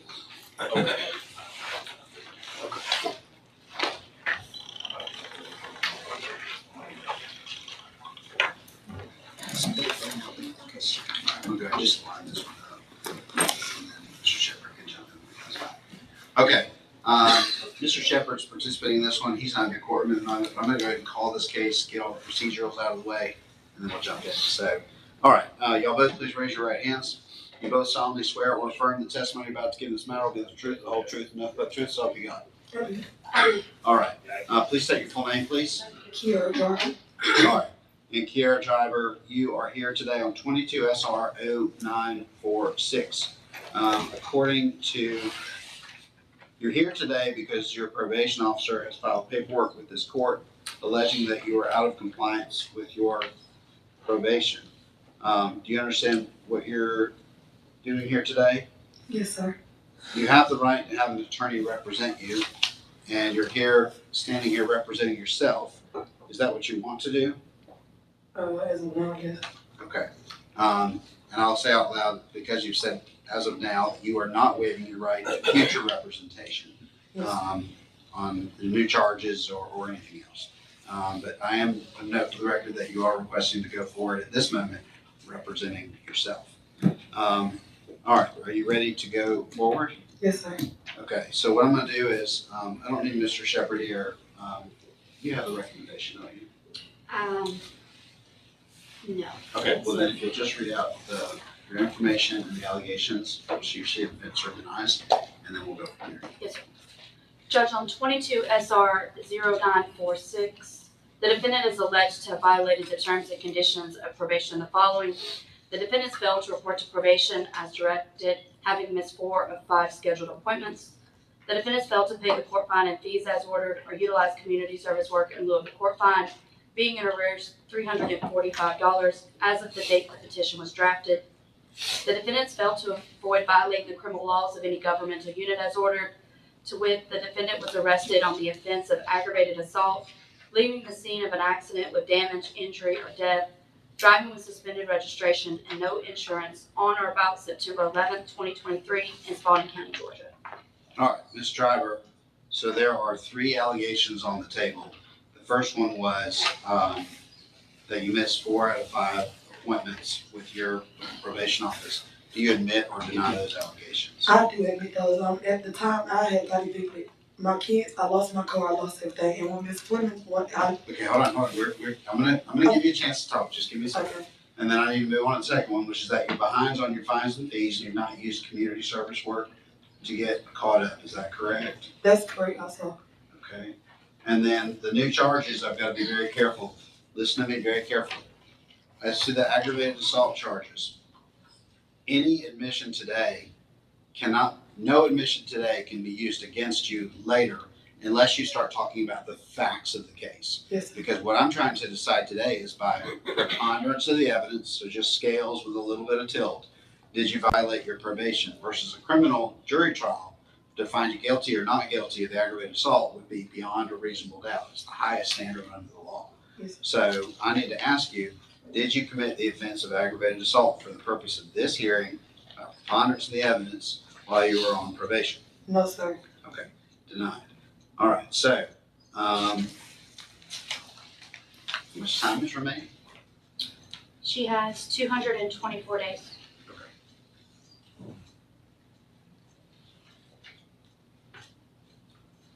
Okay, all right, so admit, and deny. All right, so, I assume since you're walked in, you have a bond on that other case? Yes, sir. Well, I've already been incarcerated and I got bonded out. Right, so I'm saying, Yes. what is is that case here in Spalding? Yes, sir. There it is. 23 FA 1658.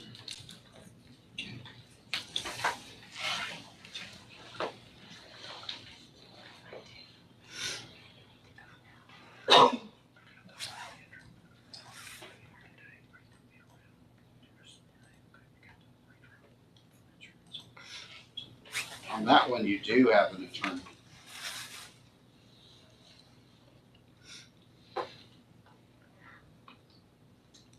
Okay, it says here that you posted a $20,000 bond, have no contact with Mr. Robinson. Okay. All right, tell me what you want me to know on the two admissions. Yes, sir. During the time I talked to Miss Fleming that was my probation officer. Yes. I wasn't aware that, she wasn't there anymore, but, I have all the emails to where I contacted her in that way because like I said, I got evicted. I lost all of my stuff. They put it in the parking lot and my car was repossessed in the same day. So I didn't have transportation. I lost my job for 6 years, no sitter. Because the last time I came, remember I had to bring my daughter with me, the little girl. I do not remember that, but I'm taking it your word And so that's true. I lost everything. So I'm just now starting to get another job, trying to get back on my feet. And living here and there with 2 small girls. So that was the reason of me not being able to make it to report or being able to pay any money. But now I'm working again. I have a job that I'm cleaning hotels so I can start paying my fine. If you can just reinstate it or something or.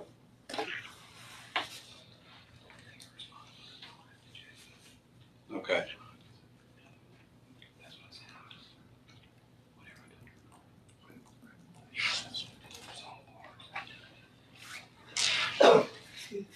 Okay. So Mr. Shepherd, I just went ahead and got the preliminaries out of the way with this driver. Yeah, I'm sorry, I had to speak. No, you don't have to. I knew you were out there. I just went ahead and got the preliminaries out of the way. So, Yes.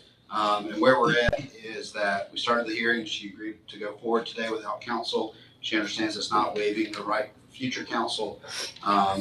She admitted A and B. And I explained to her the difference between admitting C for the purpose of this hearing versus guilt at trial, and she denied. And so now she wanted to explain to me a little bit about A and B, and that's how far we've made it.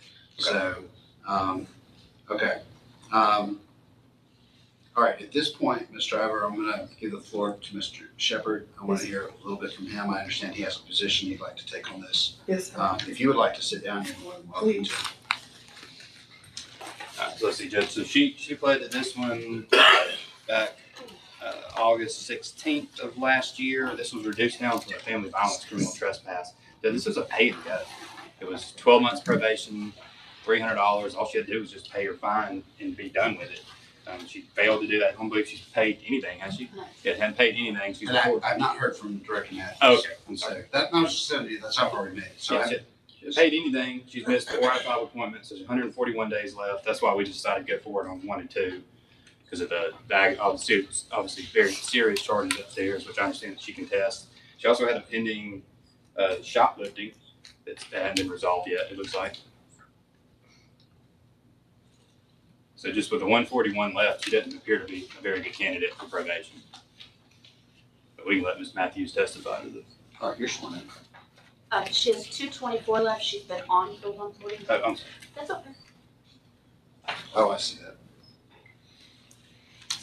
We talked about several cases in the same day. Yeah, I may have written some numbers down. And Judge, she's also had a warrant since December 22nd, and she's gotten the benefit of that. She was able to walk in today. There's a warrant outstanding? Yes, Judge, you issued a warrant for her based on the new charges. And like I may have said it earlier, but I understand you have a new policy to be seldom used where they can walk in, and this was one of those situations.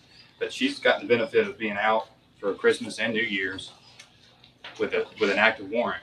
That I just, given her history with this for other criminal cases, I just don't believe she's a good candidate for probation. I think just revoking a chunk of this and terminating the rest would be the way to go, because she's clearly had a chance to get, I mean, she could have resolved this thing the first day she reported by just paying her fine the way it was set up. She's already got a huge break that this was a criminal trespass under the Family Violence Act that was reduced to a disorderly conduct.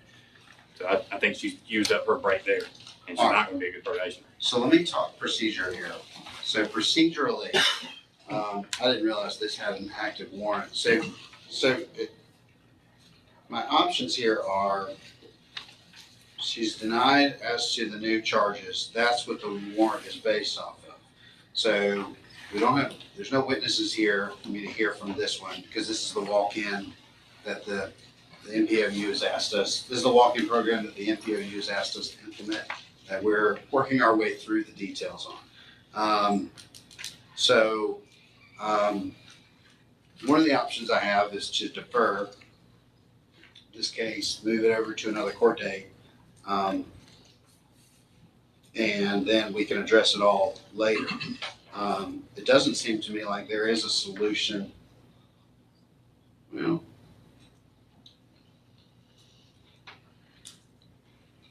actually, I have an idea. All right, let's just keep going forward. Ms. Driver, do you have any other, Mr. Shepherd, do you have anything else that you want to ask Director Matthews? So how many scheduled appointments did you have? She's had 5 as of the date that we drafted the petition, and she's missed 4 of them. Okay, so she's made it 1 out of 5 times. And has she ever made a payment?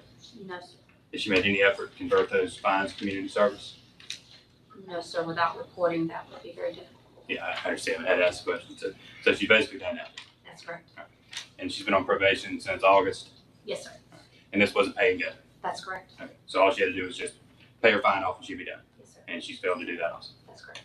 All right, Ms. Driver, you may ask Director Matthews any questions that you may have. Miss Matthews, I didn't know you were the pressure. Slow down and lean into the mic. Don't take your mask off, just lean into the mic. Pull it towards you. Who the mic to? Just grab it and pull it towards you. That's it. I've been reaching out to Miss Fleming. I have several emails that I sent to her because, like I said, I lost everything.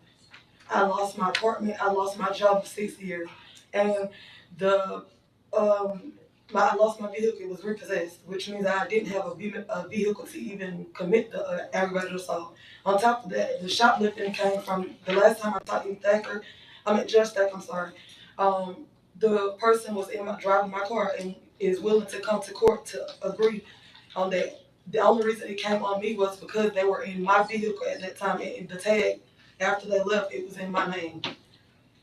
And my mother came and did the affidavit for which dropped it down to the disorderly conduct because it was at her house. She came and wrote an affidavit herself pleading on my case, a situation with her boyfriend.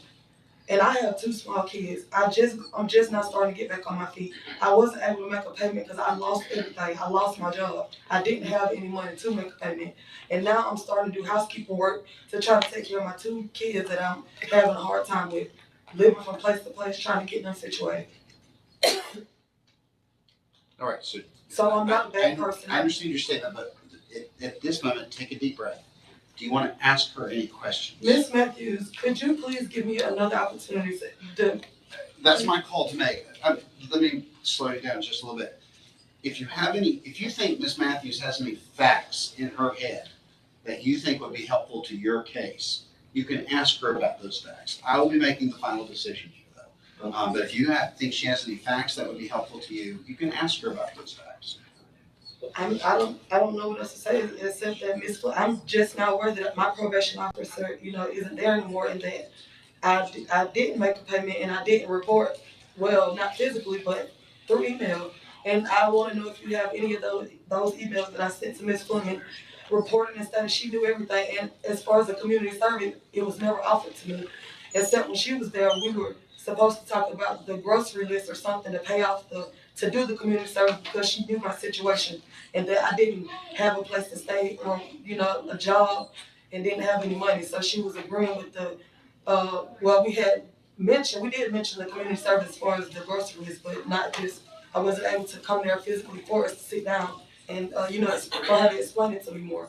So I just don't need jail time. I have kids and I'm having a hard time and I don't have anybody to get them. And I just want another chance to do it since I have a job now and to just work with me. And I can prove that I can get everything together. Okay. I'm going to say that there wasn't a question in there, but I'm going to take that as the statement that you would have normally made to me in the next phase. Yes, so I'm going to take what you've said and I'm going to put it in the right spot. Yes, sir. Okay? So I'm hearing what you're asking. Okay, back to you, Mr. Shepherd. Any additional witnesses? No, sir. All right. Ms. Driver, I've listened to what you had to say so far, and of course you're on the road. Do you have anything else that you want me to know? I mean, that's not except the fact that I have these messages with the officer that the reason why I wasn't out just running. I was out trying to get my aggravated assault situated with the officer. So these are all the messages that's why I was out so long, hoping that they were it would get done and resolved before, I turned myself in. And if I felt like I wouldn't have came today with a violation. I would have just kept running if that was the case. But the only reason I was out so long with this situation because I was trying to get it resolved. Because Landis and Officer Thomason, they were working on it because the victim went to the precinct and did a statement with Landis, which was the officer that, did the case, to let them know that they had the wrong victim and that this was not the right person. So these are messages and stuff that I was working on. So I wasn't running intentionally or to be out here for Christmas or New Year's or any of that. I was trying to get this resolved and I just got arrested before I could try to get it situated. So that's that. And Okay. And I'm up here looking at your files. Okay. All right, anything else? no, sir. All right, then I'm gonna mark the evidence closed. Mr. Shepherd, anything else, closing or anything? Good. I don't think she's much of a candidate for probation. I mean, she hadn't done anything so far on probation over those 6 months, 5 months she's been on probation. Nothing's her fault. She hadn't done nothing.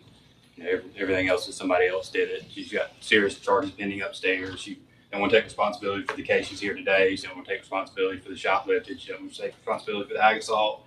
I don't think she's a good candidate for probation. I say just revoke a chunk and then terminate this case and let her deal with her felonies upstairs.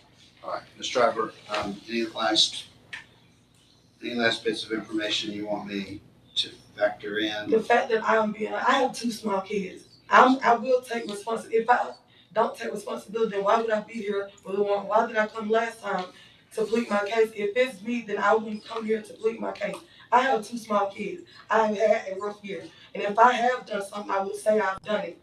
I'm a very honest person. And I've lost everything. I need to be there for those 2 girls. And if there's anything else before in the jail thing, and I will take accountability for whatever I have done. And when the time comes for the other cases, the people are coming to back it up. My mama did an affidavit. The girl that was in my car, she's coming to court for that because that's what she did. I just tend to be in the wrong place at the wrong time sometimes. That doesn't mean that I'm guilty or that I've done it. I have 2 kids that I know I've had a rough year, and they have too. So I wouldn't intentionally do stuff to get in trouble, knowing that I don't have any help with them and that I've lost everything. I've worked 6 years and I've lost my job for not having help with my kids. I would not intentionally get in trouble or keep doing anything. I'm just always pretty much around the wrong people or something like that. Yes, ma'am. And that's all. Okay. This is a tough one. Okay, thank you, Mr. Driver. Okay, so here's the procedural posture of this case. So there's a warrant outstanding. Ms. Driver was not picked up on that warrant. It is active and pending. It's specifically because of the felony charges of aggravated assault upstairs, which is 23 FAH 1658. That has an incident date of September 11th, 2023. There is also a shoplifting. That one's a misdemeanor. So, And that was before she went on probation. yes, and that was before. So the shoplifting, so I'm not considering either, but for very different reasons. Yes. I'm not considering shoplifting because it was before the case started. I'm not considering the aggravated assault because frankly, you have not admitted to it and we have not addressed it today. What I am addressing is the 2 charges that are there as well as, the 2 charges that are there. So the evidence, as I've heard it, is that there was a complete lack of communication and reporting and any other items, any other efforts to get in. And I respect the fact that you're a mother with 2 kids, but at the same time, though, you did make promises to us when you entered this plea that you would do these things. And in return for that, I did give you certain benefits through the sentencing, or reduced sentencing, and then you didn't follow through with those. So here's what we're gonna do. I'm gonna cancel the warrant. The warrant's finished. But what I am gonna do is the maximum amount allowed by this is 120 days. I'm revoking 120 days to the Spalding County Jail. I'm terminating this case. There's no consecutive cases. All right, you're finished. So what's gonna happen is I'm revoking 120 days into the jail. How much of that you do is up to the sheriff, but when you get out, Can I get my you do not have kids anything else to report to me on this case. This case is closed. Do you understand that? Can I please get my kids situated? So you're gonna need to sort that one out. So, the fact is that the warrant is outstanding. I'm sorry, before I cancel it, the warrant is outstanding and you could have been picked up at any moment. You got picked up here in a very organized way that we worked through together. I need to come to this one just to get my kids You situated. can, you'll get to do that. We're not just gonna take you through to jail. I'll let you So I take care have to sit 120 days in the jail? That's up to the sheriff. I'm ordering 120 days. How much of that you do is up to the sheriff. I'll tell you how that works. Yeah. Go ahead, come on.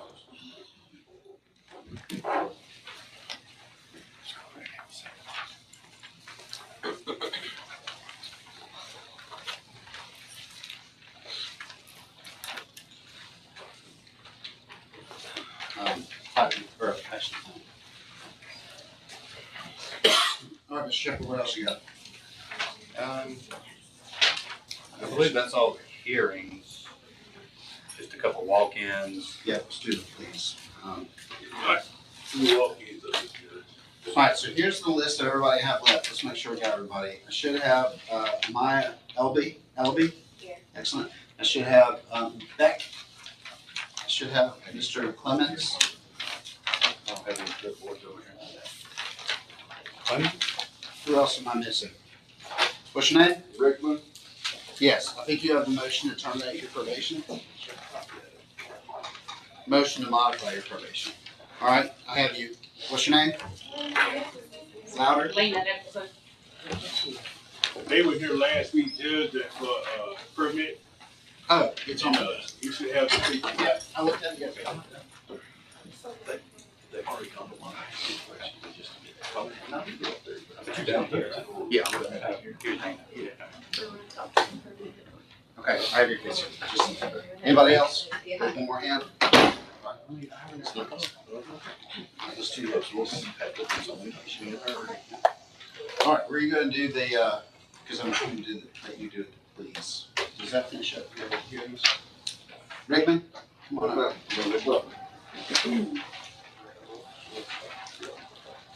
I did the modification of it, so it's not, so that's the. Oh, that's You're really just. I'm not responding though to your question. No, that's right.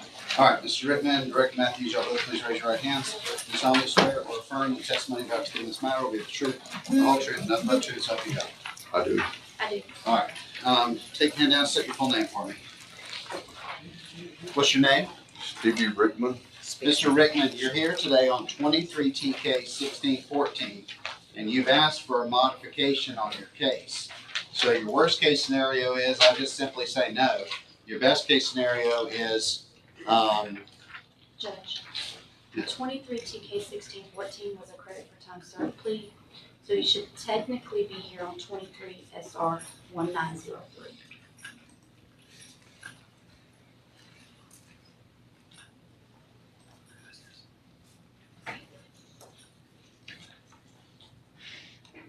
I see it there.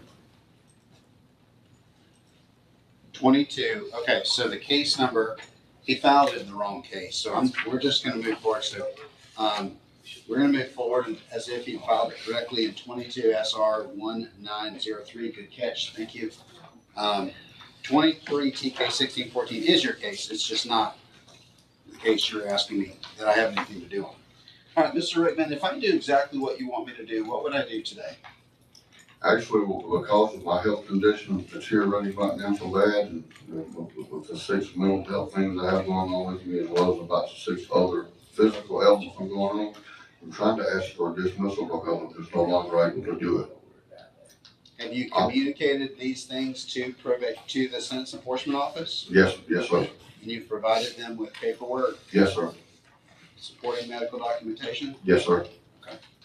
So if I did what you want me to do, I would simply just terminate your probation today and be done. Yes, sir. All right, you don't mind telling me next time?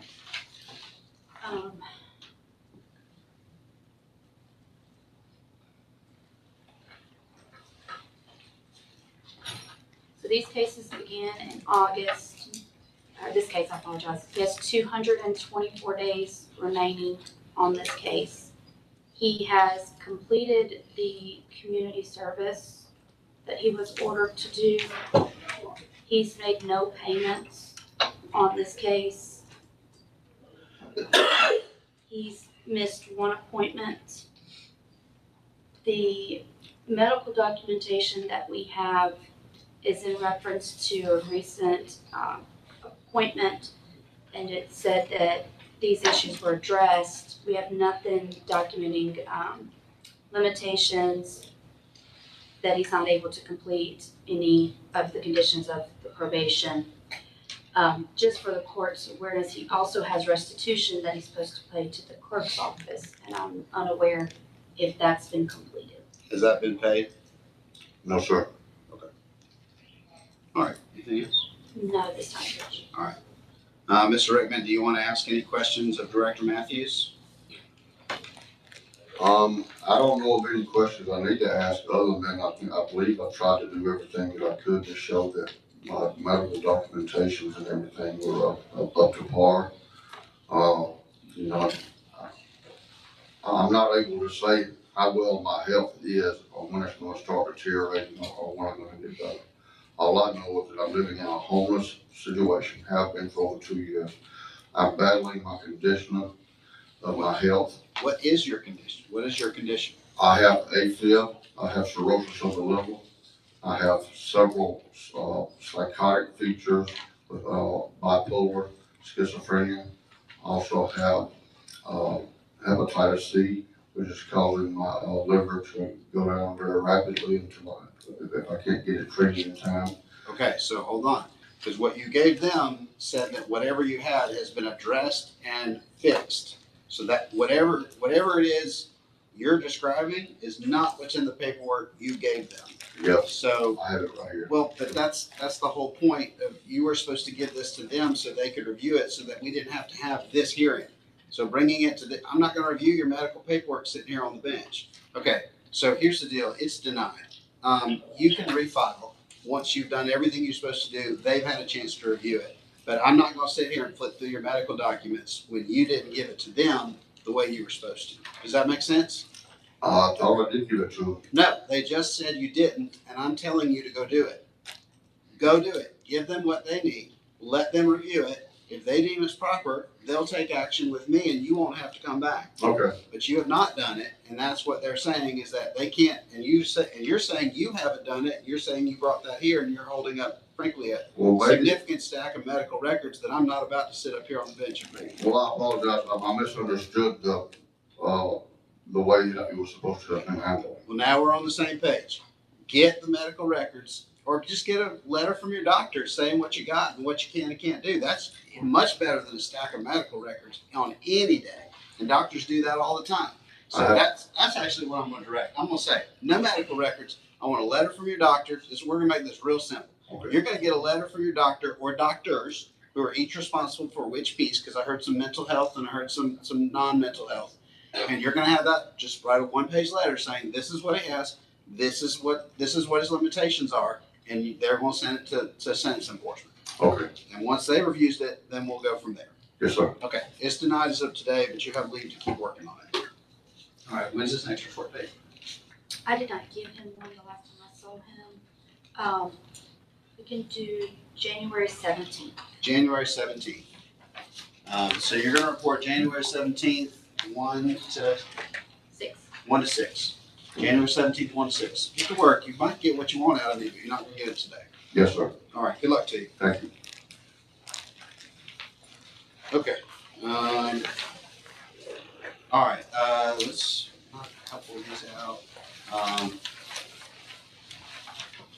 All right, Mr. Shepherd, have you taken a look at this this one that was from Judge Esser, kicked over to me, Nicholson? If you'll come up here. No, sir. Ms. Nicholson, come on up, sir.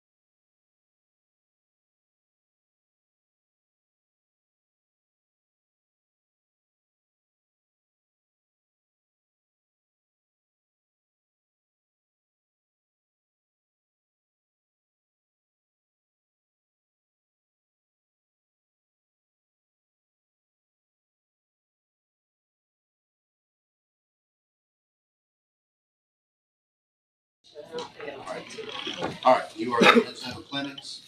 Yes, sir. All right, Ms. Clemens, you're here on 22 SR 1132. I have a suspension detail report. You're looking for a permission from me.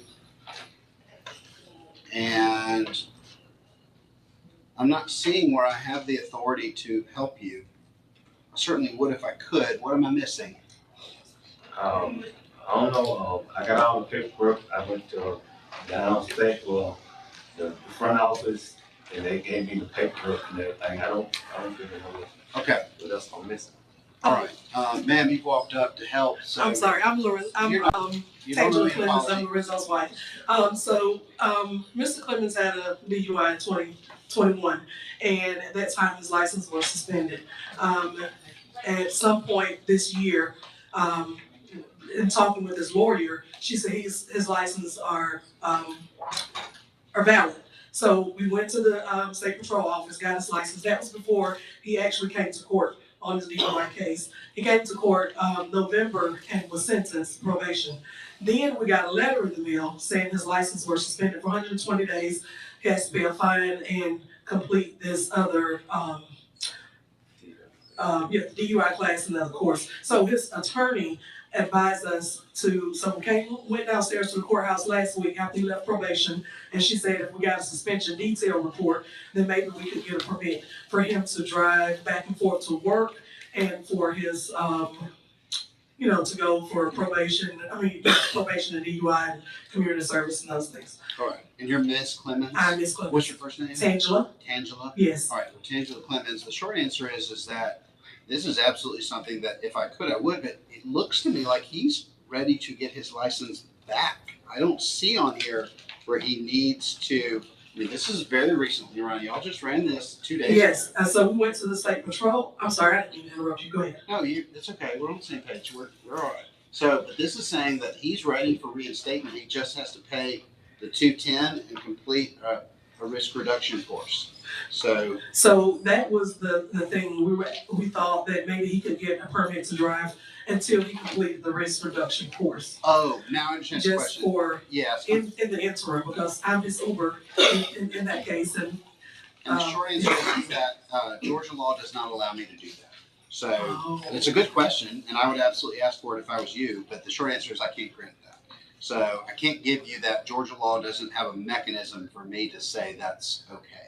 Okay. And that's what this suspension detail report, why it's gold, because it tells me exactly what I can and cannot do. What it's saying is all you got to do is complete a 20-hour DUI school and pay the $210, and he can have his license back in full. Okay. So that's the best plan. Okay. I can't give you what you want. I would if I could. I don't have any objection to it. I just can't. Okay. Thank you. I hope that answers your question. I know it wasn't the answer you wanted. It does. Do y'all have any other questions for me? That'll be all. Okay. No, sir. All right. If Can I y'all. speak to them outside, because he was on probation for a different case. They may have another avenue. Oh, great. All right. If y'all wait outside, Miss Matthews is going to come out, and Director Matthews is going to come out and talk to y'all. Okay. In the hallway. Thank you. All right. Let's take these, please. Ellaby. That was gonna be a 30 for 30. Oh, great. No, she turned 21 last year. I just have Ellaby and Beck, and then obviously we've got to figure out what we're going to do with this one. All right. Ellaby, please raise your right hand. You solemnly swear or affirm the testimony about to give this matter will be the truth, the whole truth, and nothing but the truth, so help you God. I do. All right. Take your hand down and state your full name for me. LB. All right. And Miss Ellaby, you're here on 23 TK 2294. According to my calendar, it looks like you missed your court date and you're walking in today to get your case resolved and either a warrant or an FTA lifted. Is that correct? Yes, sir. Okay. Ms. Ellaby, you have passed up to me this self-represented defendant plea rights waiver. Do you recognize this document? Yes, sir. Do you recognize it? Sorry. Are these your initials next to each of the lines on page 1? Yes, sir. Page 2? Yes, sir. And is this your signature? Yes, sir. Did you sign and initial this document after having all the time that you needed to review it? Yes, sir. And because you understood everything that's on it? Yes, sir. Are there any questions I can answer for you about anything on this self-represented defendant plea rights waiver? You saw in here where it says you have the right to have an attorney represent you, Yes, sir. and you're here representing yourself? Yes, sir. Is that what you want to do? Yes, as of right now. All right. Do you understand that you have the right to a jury trial? Yes, sir. And that by entering this plea, there will be no trial. This case will be closed. Is that what you want to do? Yes, sir. How old are you? 21. Okay, you are 21. Yes. Okay, that's a magic number for driving offenses. So, okay. So then I'll ask you, have you used a NOLO on a suspended registration charge in the last 3 years? No, sir. And you're 21 years old. And do you want to use your NOLO for driving that occurred here in Spalding County on May 15th, 2023, and resulted in this charge of driving on a suspended registration? Yes, sir. Okay. I'm going to find that your request for a NOLO is proper, and I'm going to grant it. I'm going to find that you're knowingly, voluntarily, and intelligently waiving your rights in entering this plea. I reviewed the recommendation, and I'll follow it exactly as it's been negotiated. Do you have any questions for me about anything before I sentence? No, sir. Okay, you ready? Yes, sir. All right, here we go. Ms. Albee, on 23 TK 2294 from May 15th of 2023, count 1, suspended registration. Your NOLO is granted. It's 12 months of probation, $445 is your fine. I'm going to delay the start of your probation by 30 days.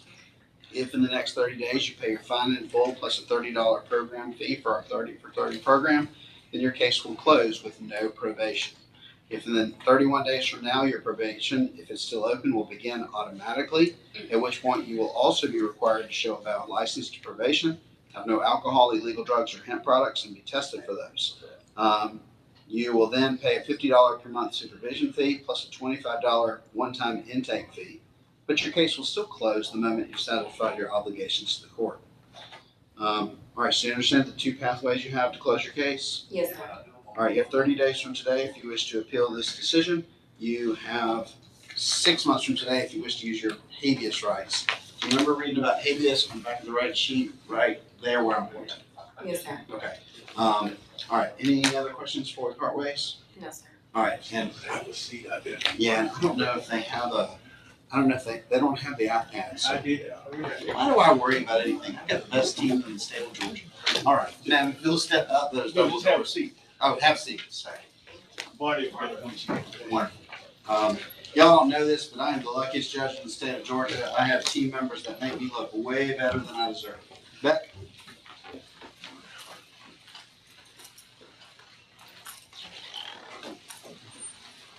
All right, please raise your right hand for me. You solemnly swear or affirm the testimony about the this matter will be the truth, the whole truth, and nothing but the truth, so help you God. Yes. All right, take your hand up, state your full name for me. McQuail, Beck. All right, Ms. Becky here on 22 SR 1745. It looks to me like you missed your court date and you've come in today to get your case resolved. Is that correct? Yes, sir. All right, so you have passed up to me this self-represented defendant plea rights waiver. Do you recognize this document? Yes, sir. And are these your initials next to each of the lines on page 1? Yes, sir. Page 2? Yes, sir. Is that your signature? Yes, sir. Did you sign and initial this document after having all the time that you needed to review it? Yes, sir. And because you understood everything that's on it? Mm-hmm. I've got to do yes. Yes, sir. That's right. You didn't mean to do that. We're okay. All right. So, did you see on here where it says you have the right to have an attorney represent you? Yes, sir. And you're here representing yourself? Yes, sir. Is that what you want to do? Yes, sir. Do you understand that you have the right to a jury trial? Yes, sir. And that by entering this plea, there will be no trial and this case will be closed. Is that what you want to do? Yes, sir.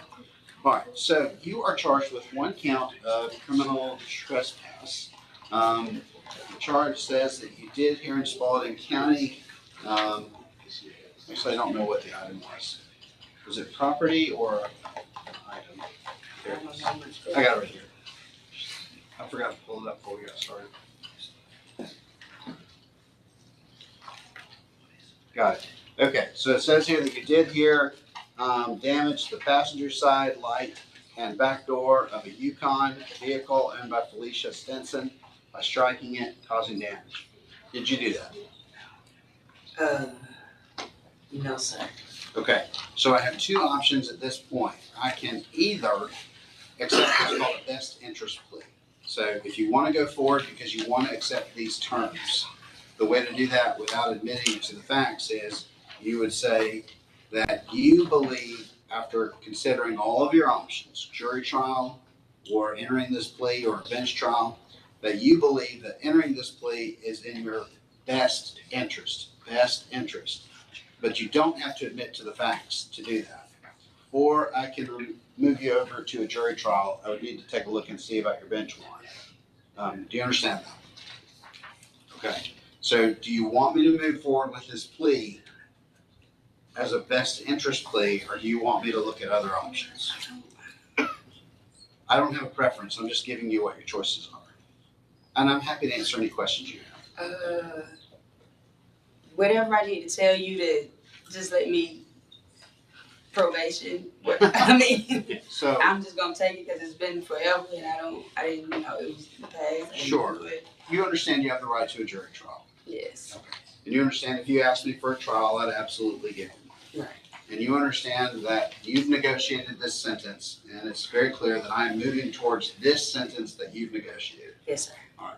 So what I can do is I can simply initial this box up here at the top that says best interest, because you're telling me you think that entering this plea and accepting these terms is in your best interest without admitting the facts under the case. You're not admitting that you damaged anything.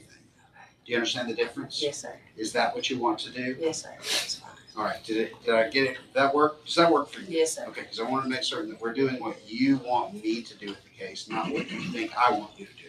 Okay, fair enough. All right, so I'm going to find that your request for a best interest plea is proper. I'm going to find that I've explained all your options to you, including not entering this plea, and that you are knowingly, voluntarily, and intelligently waiving your rights in entering this plea. I reviewed the recommendation. I'll follow it exactly the way you've negotiated it. Do you have any questions for me about anything before I sentence? No, sir. All right, you ready? Yes, sir. It's back on 22 SR 1745 from December 30th of 2020. Criminal trespass, I'm gonna find you guilty. Again, it's the best interest plea. 12 months probation, $735 is your fine. While you're on probation, show your valid license, 2 cents enforcement. No alcohol, illegal drugs, or hemp products should be tested for those. $50 per month supervision fee, $25 one-time intake fee. Your case may close and terminate once 6 months have passed, no violations have occurred, and all conditions have been met. Those conditions include 20 hours of community service work, and during this entire period of time, until your case is closed, you shall have no contact whatsoever with Felicia Stinson. You have 30 days from today if you wish to appeal this decision, and you have 12 months from today if you wish to use your habeas rights. Do you remember reading about habeas on the right sheet, right here where I'm pointing? That's that weird old law where you can sue Spalding County civilly in Superior Court to challenge this conviction. It's weird, it's old, it is the law, and I'm required to explain it to you. All right, anything else? No, sir. All right, if you'll have a seat, since of course we'll be with you in just a minute. All right, so that brings me, yes, what was your case? Hunter? Ponder. Judge, she's a bench warrant from, Oh, Ponder, come on up. I just give you my file from York. She's a bench warrant from December 3rd. December 4th, not at court, December 4th, I call Or it. December 4th. Come on up.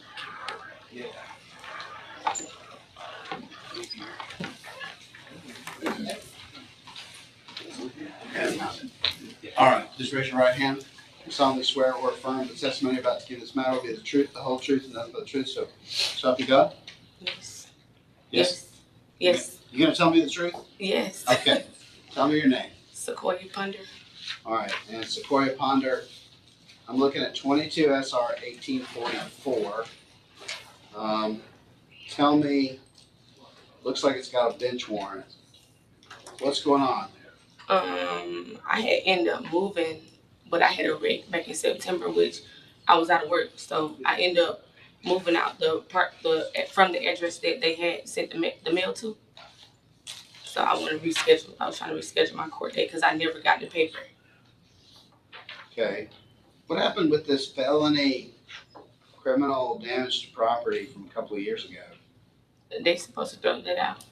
Yeah, I believe it got dismissed. It just shows open, that's the only reason. Her history got thumbed through it when I was speaking with her earlier this morning. It looks like that was dismissed. Okay. Do you have any other charges pending in any other courts? No, sir. Have you had any previous DUIs? No, sir. Not that I'm aware of, Judge.